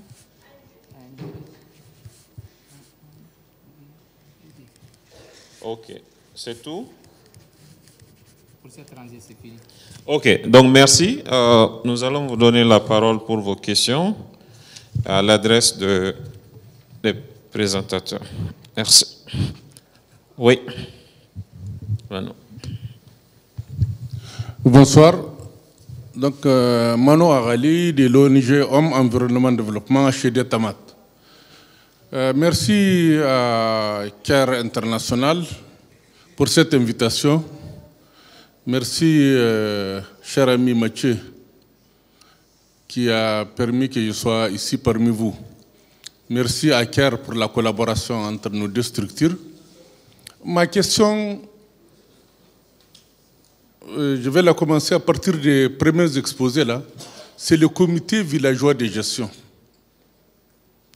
Comment, au niveau de cette composante-là, dans les villages, ces biens communautaires-là, le comité villageois est mis en place. Comment on met en place un comité villageois? Quand un comité villageois est mis en place, quel est le rôle du chef du village? Par rapport, quelle relation il a avec les chefs du village, le comité villageois? Le comité villageois, il a quelle relation avec les limans du village? Et quelle relation avec l'administration? C'est-à-dire comment ce comité villageois fait remonter l'information jusqu'à l'administration centrale. L'exposé qui vient de passer, dans un passage, on a parlé des titres fonciers pour sécuriser surtout les producteurs ou les productrices, surtout les femmes, et on parle des titres fonciers de 15 ans. Je n'ai pas bien compris. Parce que dans la région de Maradi, l'ONG Tamat avec la coopération, une association espagnole, on mène un projet similaire où on arrive à acheter des terrains qu'on met à la disposition des femmes. C'est à vie. Ce n'est pas pour 15 ans. Donc, Guidorumji, dans cette zone-là. Mais les titres fonciers sont définitifs. Le groupement de femmes, une fois que le terrain est acheté, ils appartiennent à ces femmes-là, de façon définitive. J'ai entendu 15 ans, je n'ai pas bien compris ce passage-là. Encore merci à tous les participants. Merci. Merci pour cette intervention. Oui, madame. Ok, merci beaucoup. Moi, j'ai une question et un commentaire. Par rapport aux commentaires, donc nous nous réjouissons beaucoup vraiment pour la mise en œuvre du programme Hamzari dans le département de Guédar-Rumji à cause du travail abattu. Et vraiment, on félicite également le programme Hamzari pour la résilience des communautés de Guédar-Rumji, surtout les femmes. Vous savez, la résilience des femmes impacte beaucoup sur le bien-être des enfants. Vous avez vu ça à travers les commentaires. Et le programme Hamzari a su vraiment transformer les femmes potentiellement leaders dans le département de Guédar-Rumji en véritables femmes leaders. Vous avez vu à l'expérience de Nana Fatima avec l'entrepreneur de Garinyara. Tout ça là, vraiment, nous nous réjouissons et nous félicitons le programme Hamzari. Et je vais faire un souhait comme les autres, la mise à l'échelle du programme Hamzari dans les autres communes. Je vous remercie. Ah, j'ai oublié la question. La question, c'est par rapport, vous savez, ces 2 ans-là, on a dans la communauté de Guédar-Rumji les sites de sinistrés. Et dans les sites de réfugiés, pardon, dans les sites de réfugiés, il y a les personnes vulnérables, très vulnérables. Est-ce que vous avez une approche par rapport à ces personnes-là? Vous avez commencé à travailler avec eux pour au moins développer leur résilience ou bien? Je vous remercie.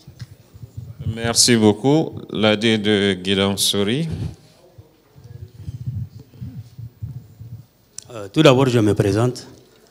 Adjudant-chef Alitarno Sanusi, AD Guidam Sori. Donc là, nous avons retrouvé Hamzari en pleine action.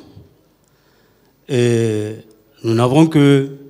Moi, je fais partie des premiers administrateurs délégués. On ne peut avoir maximum 6 mois que nous avons retrouvé Hamzari. Et maintenant, Hamzari est en instance. On ne sait pas. Vous avez toutefois dit que nous sommes la porte d'entrée et nous serons aussi la porte de sortie. Maintenant, le problème qui se trouve, ce ne sont pas les réalisations. Vous allez réaliser, investir. Maintenant, comment suivre le suivi? Parce que c'est le suivi d'abord, parce que vous allez partir. Hein? Maintenant, vous allez nous laisser. On n'a que 6 mois. Donc, il nous manque beaucoup encore. Un exemple, la dame qui vient de parler, elle dit que le Guidam Sori. Donc, Guidam Sori, c'est un tout. C'est un tout. C'est vraiment vague. Quand je prends 193 petits villages et hameaux de Guidam Sori, je ne connais pas tous les villages présentement. Donc, comment je vais avoir le suivi et le contrôle de tout ce que vous avez investi après vous? Merci bien.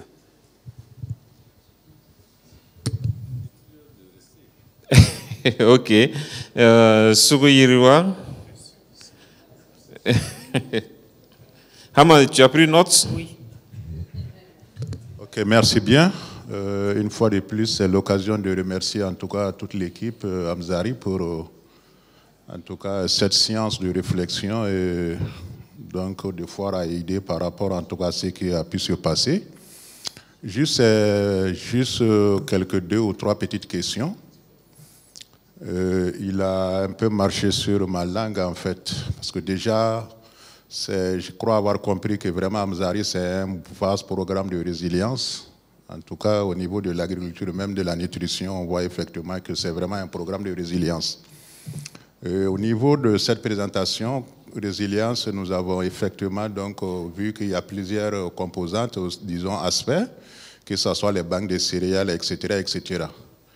Alors donc, nous avons appris aussi effectivement qu'on s'approche en tout cas de la dernière année. Donc, comme je l'ai dit, il a marché sur ma langue, que j'allais demander à savoir quel mécanisme déjà, en tout cas, donc, au design, vous êtes en train de mettre en place pour assurer, en tout cas, la fourniture de ces produits, effectivement, de ces services, qui est vraiment beaucoup apprécié par nos communautés. Donc, la question de la durabilité de la pérennisation en question. Pour la petite expérience chez nous au Mali, depuis le démarrage, nous avons mis en place à l'échelle région et aussi à l'échelle des cercles, des entités sociales qu'effectivement nous sommes en train d'accompagner parallèlement au fur et à mesure qu'on avance, qui aujourd'hui, nous sommes un programme de commercialisation et de renforcement de la résilience économique, qui aujourd'hui à 80% organise en tout cas les événements de commercialisation et autres activités que nous sommes en train de conduire. Alors la question c'est de voir en tout cas avec vous quel mécanisme déjà vous avez mis en place pour pouvoir continuer avec tout ce beau travail.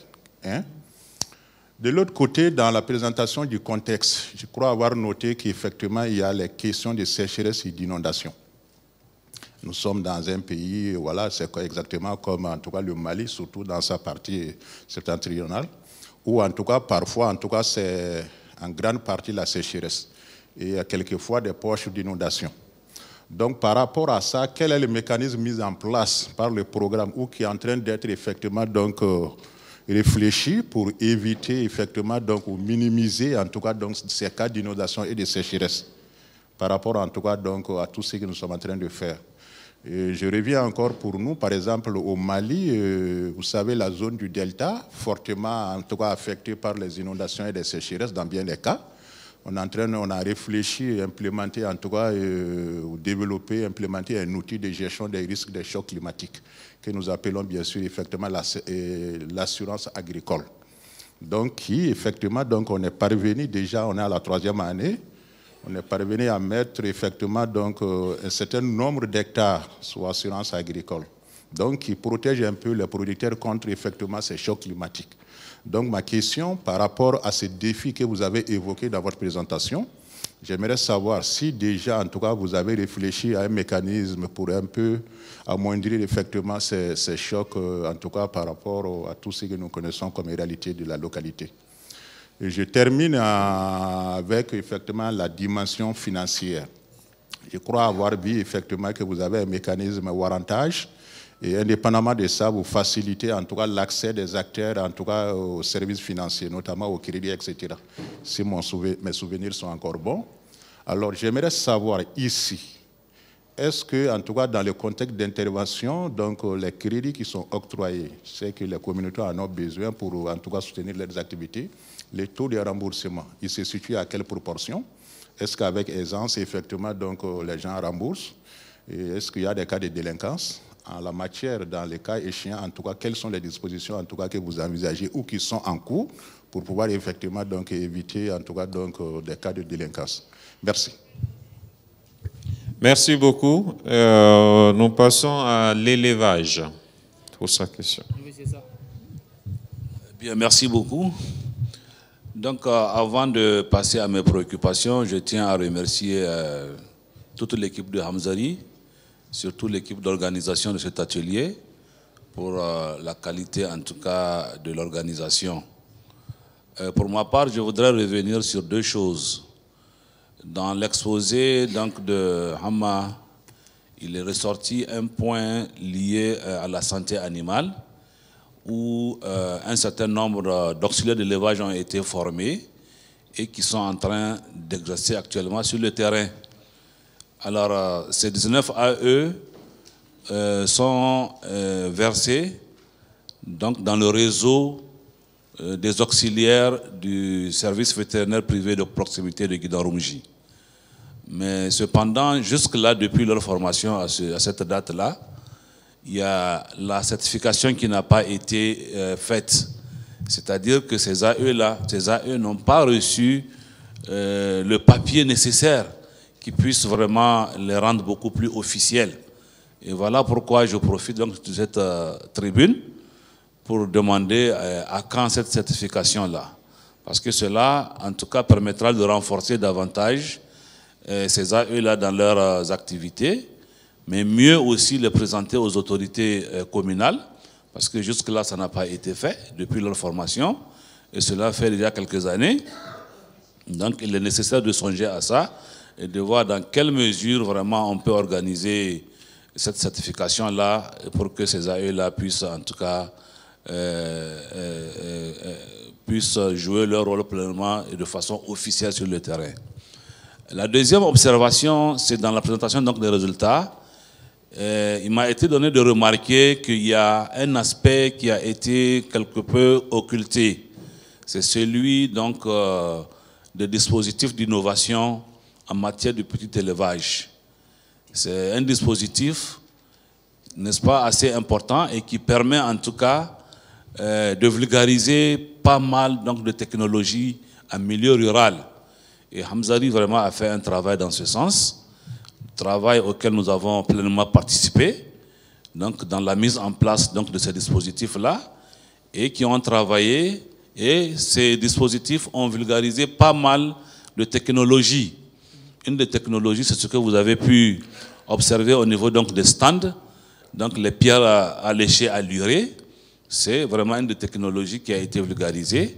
Il y a tant d'autres, la fabrication des aliments volailles, et je crois que c'est des résultats qu'il va falloir capitaliser à ce niveau-là pour renforcer davantage les résultats qui ont été présentés. En gros, voilà un peu, en tout cas, mes deux préoccupations. Et je vous remercie une fois de plus.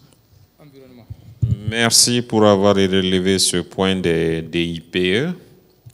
Environnement, oui. Merci beaucoup. Donc, moi, c'est le lieutenant-colonel Naomi Chebou, je suis la directrice départementale de l'environnement de Guidan-Rungi. Donc, je tiens vraiment à remercier Hama pour son brillant exposé. Je n'ai pas de questions, mais j'ai quelques commentaires par rapport aux activités du volet environnement. Donc, mon premier commentaire, c'est par rapport à l'approche même. Je dirais aujourd'hui, ce qui entrave surtout les activités de restauration de l'environnement, c'est un problème de financement. Et Hamzari a démontré à cette communauté qu'elles peuvent elles-mêmes prendre leur destin en main à travers l'approche Gaïa. Avec peu de moyens, on peut faire des grandes choses. Donc vraiment, ça, c'est à féliciter, puisque c'est surtout le problème financier. À chaque fois, on cherche le financement, on cherche des partenaires pour nous appuyer, pour restaurer ce qui nous appartient nous-mêmes. Mais Hamzari a démontré, et cette communauté-là, ils sont partis loin, parce que moi j'ai vu un site où le peu qu'on leur donne pour manger, ils ont investi ça dans leur banque céréalière. Je pense qu'il y a, c'est le site de Allah Karabo, il y a une dame qui est ici, ils n'ont même pas partagé, ils ont utilisé les moyens pour renforcer leur BC. Et ça, c'est vraiment à féliciter. Donc, le deuxième commentaire, c'est aussi par rapport à la synergie. Aujourd'hui, on a un problème. Si tous les partenaires peuvent emboîter le pas de Hamzari, on peut faire beaucoup de choses. Sur les 11 plans de gestion que Hamma a souligné ici, il n'y a que 2 sites qui ont été restaurés par Hamzari. Les 9 autres sites ont été restaurés par d'autres partenaires que Hamzari a bien voulu doter ces sites avec un plan d'aménagement et de gestion qui est un document qui permet de gérer durablement ces sites. Donc, mon troisième commentaire, c'est quelque chose qui n'est pas ressorti, c'est surtout le renforcement des capacités des comités de gestion des sites restaurés. Presque toutes les thématiques importantes pour la gestion de ces sites ont été abordées avec ces comités de gestion. Et en dernière position, Hamzari a mis tous les sites restaurés, tous les comités de gestion des sites restaurés en réseau. Au niveau de chaque commune, il y a un réseau. Donc, il y a eu aussi un grand réseau départemental qui regroupe tous les comités de gestion des sites restaurés du département de Guidan-Rougi. Et l'avantage, c'est quoi? Premièrement, il y a un échange d'expérience. Et deuxièmement aussi, ils peuvent faire un échange commercial à travers la vente des produits ici des sites restaurés. Donc vraiment, c'est ça que j'ai voulu souligner à ce niveau. Merci beaucoup. Merci également pour ce point-là. NVD, pardon. Merci beaucoup. Moi, c'est Madame Moussouda Habiba. Donc, je représente le DG ANVD. Et je me joins aussi à mes prédécesseurs pour remercier Hama pour la présentation et l'équipe Hamzari de façon générale pour toutes les activités qu'ils sont en train de faire sur le terrain. Et je n'ai pas de questions. Et la question que j'avais voulu poser, c'est celle que l'AD de Guidansori avait posée par rapport à la pérennisation. Néanmoins, je vais proposer des pistes de solutions. Je l'ai dit une fois, je vais encore le redire par rapport à l'appropriation. Premièrement, par rapport à l'appropriation et la question des plateformes qui ont été mises en place, je pense que c'est important que ces plateformes-là soient enrôlées dans un répertoire qui va être confié à la mairie. Ça fait partie des choses. Je l'ai dit une fois. Et quand on invite les AD aux ateliers, c'est un premier pas. Mais l'essentiel, c'est de leur doter des outils pour la gestion, le suivi et la pérennisation de tout ce qu'ils sont en train de faire. Donc le premier, c'est vraiment ces plateformes-là, ces réseaux de care group. Ils peuvent bien être enrôlés dans le registre des relais communautaires qui seront désormais gérés par les collectivités. Deuxièmement, par rapport au suivi aussi, au niveau de l'ANVD, la question d'appui des services techniques et des collectivités en ressources humaines, je pense que c'est une opportunité pour les AD d'être dotés en ressources humaines compétents par rapport à la question d'appropriation, d'accompagnement et de suivi de ces plateformes.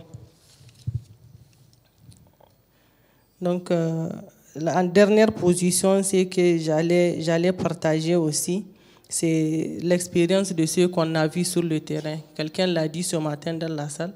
Tout ce que Hamzari a fait sur le terrain, c'est vrai qu'on le voit dans les chiffres, mais bon, il faut aller sur le terrain aussi pour le constater. Merci. C'est-à-dire, il faut aller sur le terrain pour le constater. Vous l'avez vu de visu, qu'est-ce que vous en pensez? Vraiment, au fait, il n'y a pas de commentaire. Quand tu vois ces femmes sur le terrain en train de travailler, ça donne envie de le faire et en comprendre qu'ils le font sans coût. Donc, du coup, le fait que la proposition que j'ai faite d'être enrôlée dans la question des relais communautaires, il y a des questions de pérennisation qui s'imposent. Et ces femmes-là vont être appuyées pour les actions qu'ils sont en train de faire. Merci. Merci beaucoup, madame. Ce sont des très beaux témoignages ici. Hama, tu as la parole pour ramasser. Et tout ça, je pense que je vais te donner 5 à 6 minutes pour ramasser tout ça rapidement et tu peux te faire aider par Tankari pour 1 ou 2 questions. Merci. Merci. Il n'y a pas que seulement Tankari, il y a les services techniques qui sont là avec nous. Nous avons mis en œuvre ce projet durant tout le processus avec les services techniques. Monsieur le ministre, merci pour votre question. Par rapport aux actes fonciers, puisque les comités de gestion, je pense que, sauf si je ne l'ai pas bien expliqué, le premier pas par rapport à la mise en œuvre de nos activités pour assurer la durabilité, c'est d'abord de redynamiser les comités de gestion, si ça existe, les former, les équiper en outils de suivi, en matériel de suivi, pour pouvoir, en tout cas, faire l'archivage de toutes les informations dont, par exemple, nous avons besoin, dont ils ont besoin pour pouvoir poursuivre leurs activités. Ça, c'est le premier pas, c'est la dalle. Par rapport aux actes fonciers, c'est des actes de donation. C'est des actes de donation grâce à la collaboration avec la commission foncière départementale, la commission foncière communale, mais surtout les commissions foncières de base, les COVOP, où les chefs de village sont les présidents, les agriculteurs, les éleveurs sont membres. C'est avec cette dynamique que nous arrivons à doter de ces femmes laborieuses qui travaillent au niveau des sites maraîchers pour pouvoir obtenir ces actes des actes de donation. C'est vrai que les femmes n'ont pas encore commencé à acheter des terrains dans notre zone d'intervention pour exploiter le maraîchage, mais grâce à ces prêts matérialisés par des actes de prêt, c'est des formulaires qu'il faut remplir pour matérialiser tous leurs engagements Et je pense que le maximum, c'est 10 ans d'exploitation sans être remis en cause par les propriétaires. Ces actes de donation déclinent l'ensemble des clauses, l'ensemble des obligations que les exploitants doivent observer. Par exemple, les femmes des groupements maraîchers doivent exploiter les sites jusqu'au mois de mai.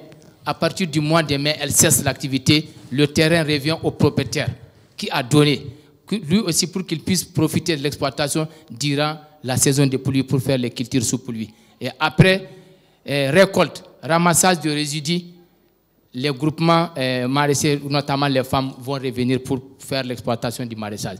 Elles n'ont pas aussi le droit de mettre des cultures pérennes, par exemple les plantations. Non, parce qu'après les 15 ans, ces plantations vont revenir à qui? À celui qui a planté ou au propriétaire terrien. Je pense que si la commission foncière départementale est là, elle peut m'appuyer pour donner beaucoup plus de détails par rapport au contenu de ces actes. Par rapport à l'inquiétude de nos communes, moi je pense que je l'ai dit dans la mise en œuvre, nous avons des ressources humaines, les services techniques de l'environnement, les services techniques de l'élevage, les services techniques de l'agriculture au niveau des communes. C'est avec ces ressources humaines que nous avons mis en œuvre les activités du projet. Tous les outils de suivi, tous les renforcements des capacités des différents comités de gestion, c'est avec eux. Je pense que ils ont connaissance de comment suivre ces activités, comment renforcer aussi ces fournisseurs locaux de services. Et ce n'est pas une zone d'intervention vierge. Il y a d'autres intervenants qui, comme Hamzari, au moment, je me rappelle, en juillet 2020, lorsque nous avons eu l'approbation de commencer la mise en œuvre, nous avons organisé des ateliers locaux où c'est même les services techniques au niveau des communes qui nous ont orientés vers les villages qui disposent de banques céréalières. De la même façon, je pense que vous aussi, quand l'opportunité va se présenter, profitez-en pour orienter en tout cas ces intervenants-là vers les villages où en tout cas les gens ont obtenu de bons résultats. Ceux qui obtiennent le bon résultat reçoivent toujours le soutien des autres. Ou bien des villages où il y a des besoins non couverts. Voilà. Par exemple, le cas de Hapanaye, c'est les villages qui sont dans le besoin.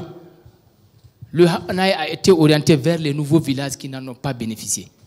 Parce que c'est là où il y a les femmes extrêmement vulnérables, il y a les jeunes de ménage extrêmement vulnérables. Le Hapanaye, c'est une tradition dans nos villages, ce n'est pas difficile à gérer. C'est l'élevage extensif pendant la saison sèche et au poké pendant la saison des pluies. Je pense que même les femmes extrêmement vulnérables sont en mesure d'entretenir leur kit. Donc, on peut procéder de la même façon pour pouvoir, en tout cas, suivre ces activités-là, etc., etc. Les questions par rapport au mécanisme pour assurer la durabilité des interventions. Au fait, il y a la synergie. Par exemple, quand vous prenez au niveau de notre intervention avec le programme alimentaire mondial, Hamzari dispose d'une base de données sur les 325 villages où nous avons la liste des différents types de ménages. Les ménages extrêmement vulnérables, les ménages vulnérables. Et dès qu'il y a un sinistre, et quand le besoin se présente, ces genres de programmes se pointent vers Hamzari et nous avons su, en tout cas, toujours donner la liste par type de vulnérabilité et que le programme alimentaire mondial a pu, en tout cas, utiliser pour faire le cash for work, qui consiste aussi à atténuer les effets de ces sécheresses, les effets de ces inondations au profit des ménages extrêmement vulnérables, puisque nous partageons la même zone d'intervention. L'accès aux finances. En fait, lorsque nous avons fait l'analyse des parties prenantes, nous avons dit que la collaboration a été faite avec les réseaux MMD qui disposent des expériences ou qui disposent d'expériences en matière de gestion des finances, en matière d'accord de crédit aux membres, mais aussi des réseaux et groupements qui ont collaboré avec les IMF dans le temps. Ces groupements et réseaux ont capitalisé que la collaboration avec les IMF, ce n'est pas tout le temps que cette collaboration marche. Rien qu'avec le Covid de 2020-2021, il y a beaucoup d'IMF qui n'étaient pas en mesure de mettre les fonds à la disposition des bénéficiaires au moment voulu. Par exemple, rien que le réseau qui de Chadakori, qui fait partie des premiers qui ont bénéficié, en tout cas, l'appui en fonds de warrantage. Ce réseau nous a fait comprendre que jusqu'à la fermeture de l'IMF à laquelle ils étaient affiliés, ils avaient encore des fonds, environ 200 000 francs qu'ils n'ont pas pu retirer, etc., etc. Donc, notre approche stratégique ne consiste pas à obliger les MMD à aller prendre du crédit au niveau des IMF pour encore s'engouffrer.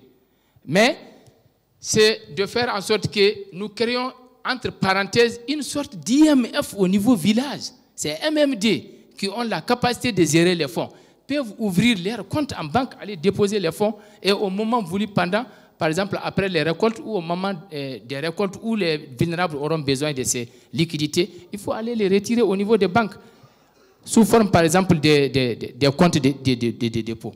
Mais aller au niveau des IMF, prendre du crédit, Hamzari ne s'est pas inscrit dans cette logique, puisque nous avons compris que nos fournisseurs locaux de services ne sont pas du tout, en tout cas, disposés à faire ces demandes de prêts, parce qu'ils ont vécu beaucoup d'expériences malheureuses. Et mieux encore, il y a même certains passages de l'analyse des parties prenantes qui ont relevé qu'une fois qu'après une fois après la durée de vie du projet, certaines IMF ne s'intéressent plus au suivi des bénéficiaires. Donc, le suivi des bénéficiaires s'est fait pendant la phase de durée de vie du projet. Mais quand il n'y a plus d'obligation, c'est comme si ces IMF n'ont plus encore d'engagement. Ils ne sont plus obligés à aller vers ces IMF. Et s'il faut que les groupements viennent chaque fois vers eux, et c'est des va-et-vient pour pouvoir accéder au fonds, mieux vaut ne pas les obliger à s'entreprendre dedans. Bon, j'ai reçu beaucoup de témoignages, de contributions. Je pense que de façon globale, voilà certaines questions auxquelles m'ont été posées et que j'ai pu répondre. Merci. Si c'est possible.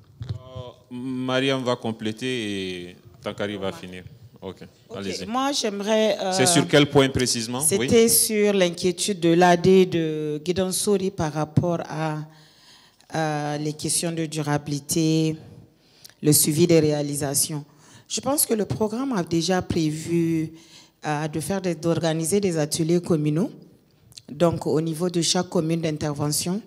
D'abord pour partager les données physiques, le mapping de toutes les interventions du projet et aussi en termes d'infrastructure, pour montrer déjà aux différentes autorités communales où est-ce que se situent ces activités ou ces interventions phares que le programme a eu à conduire. Donc il y aura des ateliers communaux qui vont être organisés par rapport à ça. Vous allez avoir le maximum d'informations, le maximum de documentation qui vont vous permettre surtout de dresser un plan de suivi et d'encadrement et faciliter vraiment ce mécanisme qui sera géré par vous-même les AD. Donc voilà un peu ce que je voulais ajouter pour dire que le programme a déjà prévu de faire ce partage. Merci. Alors sur le même point, je vais juste compléter un élément. Parce que jusqu'à présent, on est dans une logique de projet où c'est le projet qui engage, c'est le projet qui suit. Mais je pense qu'on a engagé le processus inverse et j'étais très content d'entendre le témoignage du directeur départemental de l'élevage et de la directrice départementale de l'environnement, où leur témoignage montre qu'ils se sont appropriés des activités. Ce ne sont plus des activités de Hamzari, ce sont des activités des communautés appuyées par les services techniques. Voilà comment on veut partir de cette situation-là. À partir de maintenant, depuis un certain temps, on n'est plus en train de dire que c'est Hamzari qui encadre, mais Hamzari facilite la relation entre les plateformes et les services techniques. Et maintenant, la relation est créée. Et toute notre dernière année, ça va être de renforcer cette relation-là, pour que les services techniques, les autorités communales aient de la matière pour suivre. Mais quand on dit qu'ils vont suivre, tout de suite il y a la question des ressources. Évidemment, les ressources sont limitées pour faire ce suivi. Et une partie de notre travail, c'est renforcer les plateformes pour venir vers les autorités, et pas l'inverse. Il faut également que les plateformes développent cette culture d'aller chercher les appuis là où ça existe. Donc c'est ça, ça va être ça la base de notre travail de la dernière année. Merci. Par rapport à la certification des auxiliaires de l'élevage, c'est vrai, monsieur le directeur, vous avez raison, vous avez participé au processus. C'est une activité prévue, c'est une activité dont le budget est approuvé. Ce n'est que la mise en œuvre qui... Nous avons prévu une cérémonie par commune, n'est-ce pas? Voilà, la coordinatrice des activités d'élevage, je parle sous son contrôle.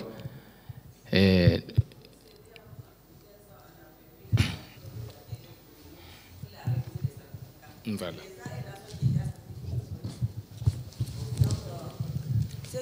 C'est la remise des certificats. Et on a déjà élaboré le TDR et c'est prévu vraiment l'activité. On va organiser 3 ateliers communaux pour inviter tous les partenaires impliqués, les communautés, les services techniques, tout le monde, les autorités, pour faire la remise des certificats. Inch'Allah, c'est prévu. Ok, merci beaucoup. Oui. Merci, monsieur. Donc, je vais revenir sur l'intervention de l'AD de Guidansori et un peu sur le commentaire sur la donation et durée de vie des projets.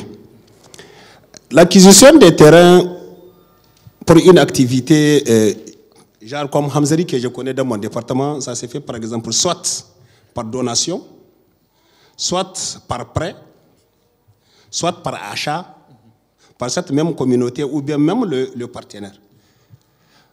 Donc si le terrain est acquis par donation, maintenant le document est établi comme vous le venez de le signaler par le COFOCOM, COFODEF, etc., etc. Là, il reste une propriété vraiment d'intérêt général indéfini. Mais au cas si le terrain est acquis à titre de prêt, là au moins c'est la durée de vie du projet. Le projet s'arrête, maintenant le terrain revient au propriétaire. C'est que je comprends. Maintenant, quand je reviens sur l'intervention de l'AD Guidansori, en tout cas, nous mettons à partir de cet instant-là vraiment un plaidoyer. Les moyens nécessaires pour le suivi réglementaire de cette activité-là, c'est les moyens roulants auto. C'est les moyens roulants.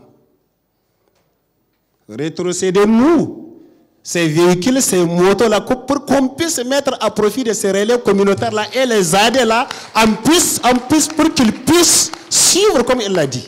Un exemple, AD de Guidansori venait de dire 100 et quelques villages.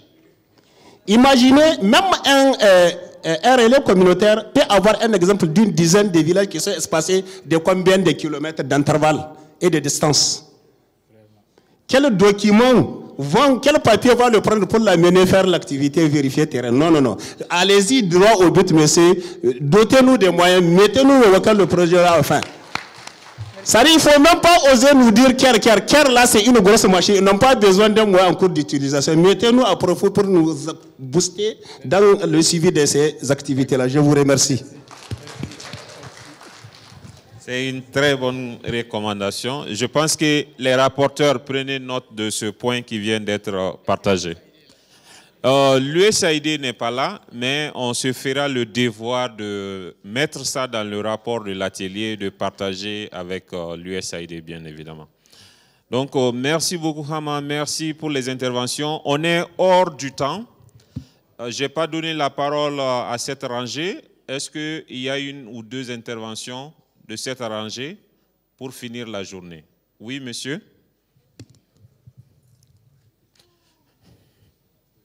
Je veux juste une ou deux paroles pour finir la journée. Salam alaikum. Bonsoir l'assistance et merci à monsieur Hama pour la présentation. Moi, c'est juste un témoignage, surtout sur la collaboration. Je me nomme Mohamed Salah Taherou. Je suis à la direction régionale générale de Maradi. S'il vous plaît. Et vraiment sur la collaboration.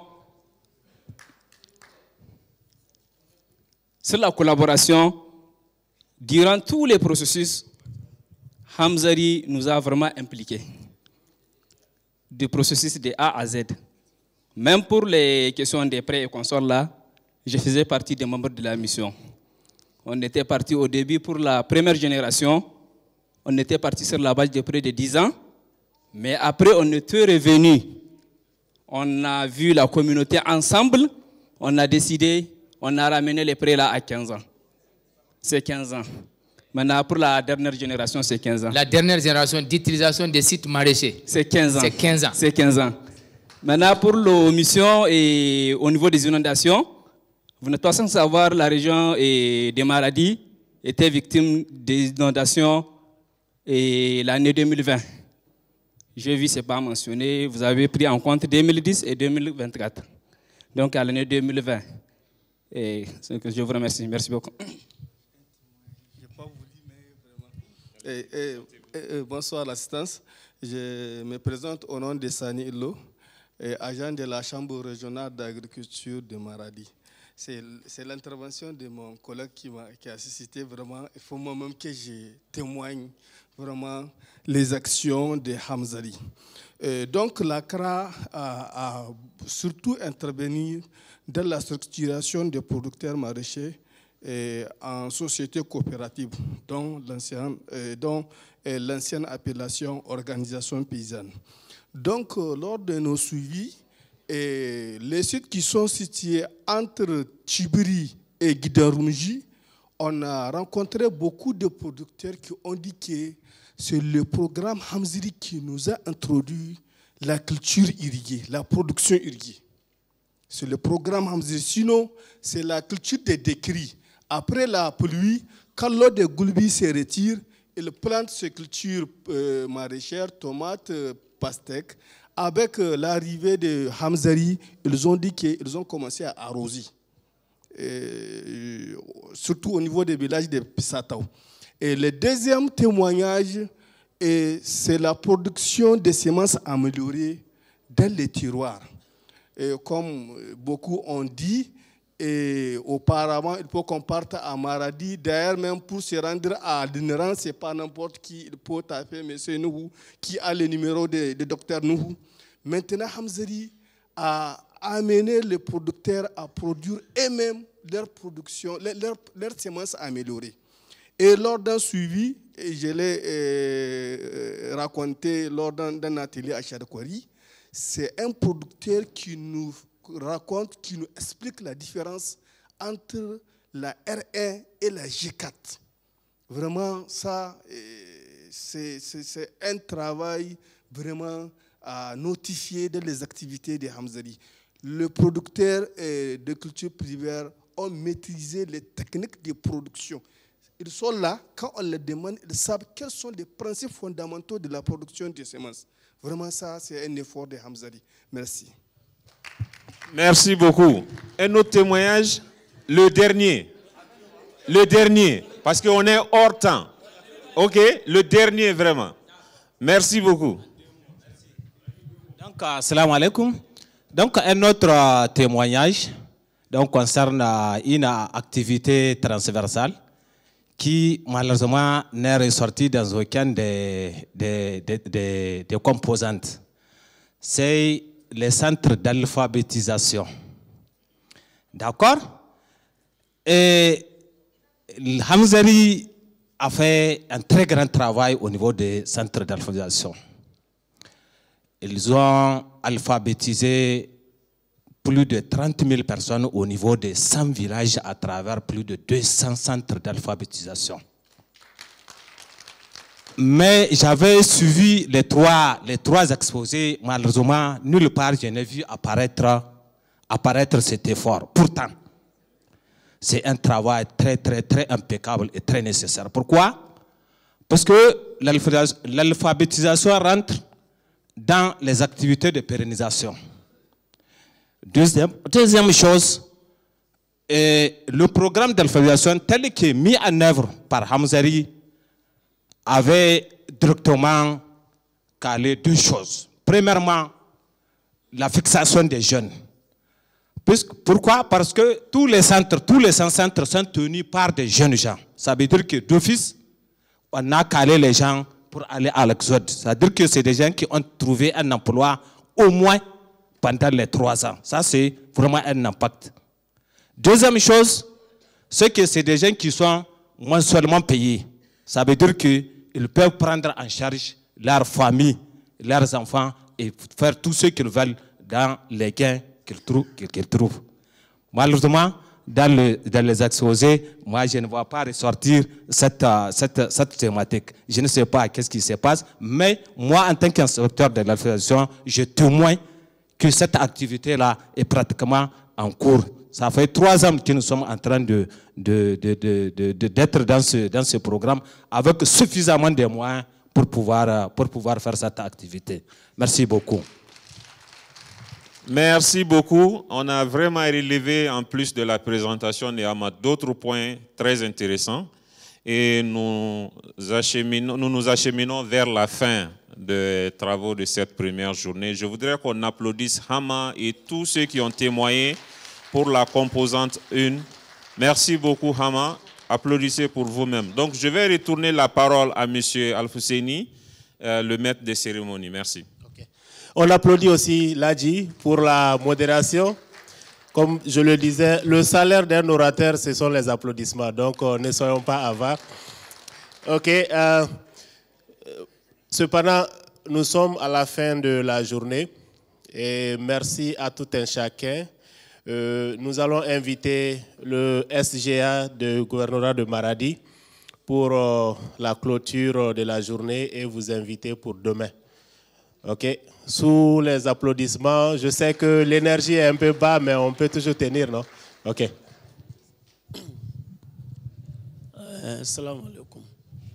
Monsieur le préfet, monsieur les AD, monsieur les responsables chefs coutumiers, mesdames et messieurs, en tout cas tous ceux qui ont participé durant plus de 4 heures, on a été ici, les gens ont participé activement, on a suivi avec intérêt, en tout cas les témoignages des bénéficiaires du projet. Nous avons aussi suivi les témoignages des services techniques. Donc c'est le lieu ici de remercier en tout cas toutes les parties prenantes pour l'assiduité, pour la persévérance, pour les débats fructueux qu'on a eus depuis ce matin. En tout cas, on vous remercie pour la présence et pour l'assiduité. En tout cas, ceci étant, on va remercier les gens, les uns et les autres, pour la participation de cette journée active, trop chargée. Et on vous remercie, on vous invite en tout cas pour la suite des activités. À demain.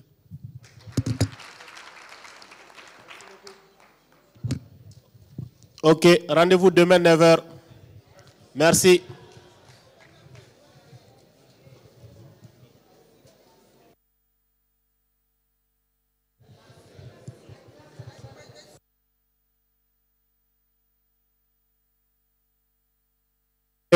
L'équipe Hamzari reste pour le débriefing de la journée.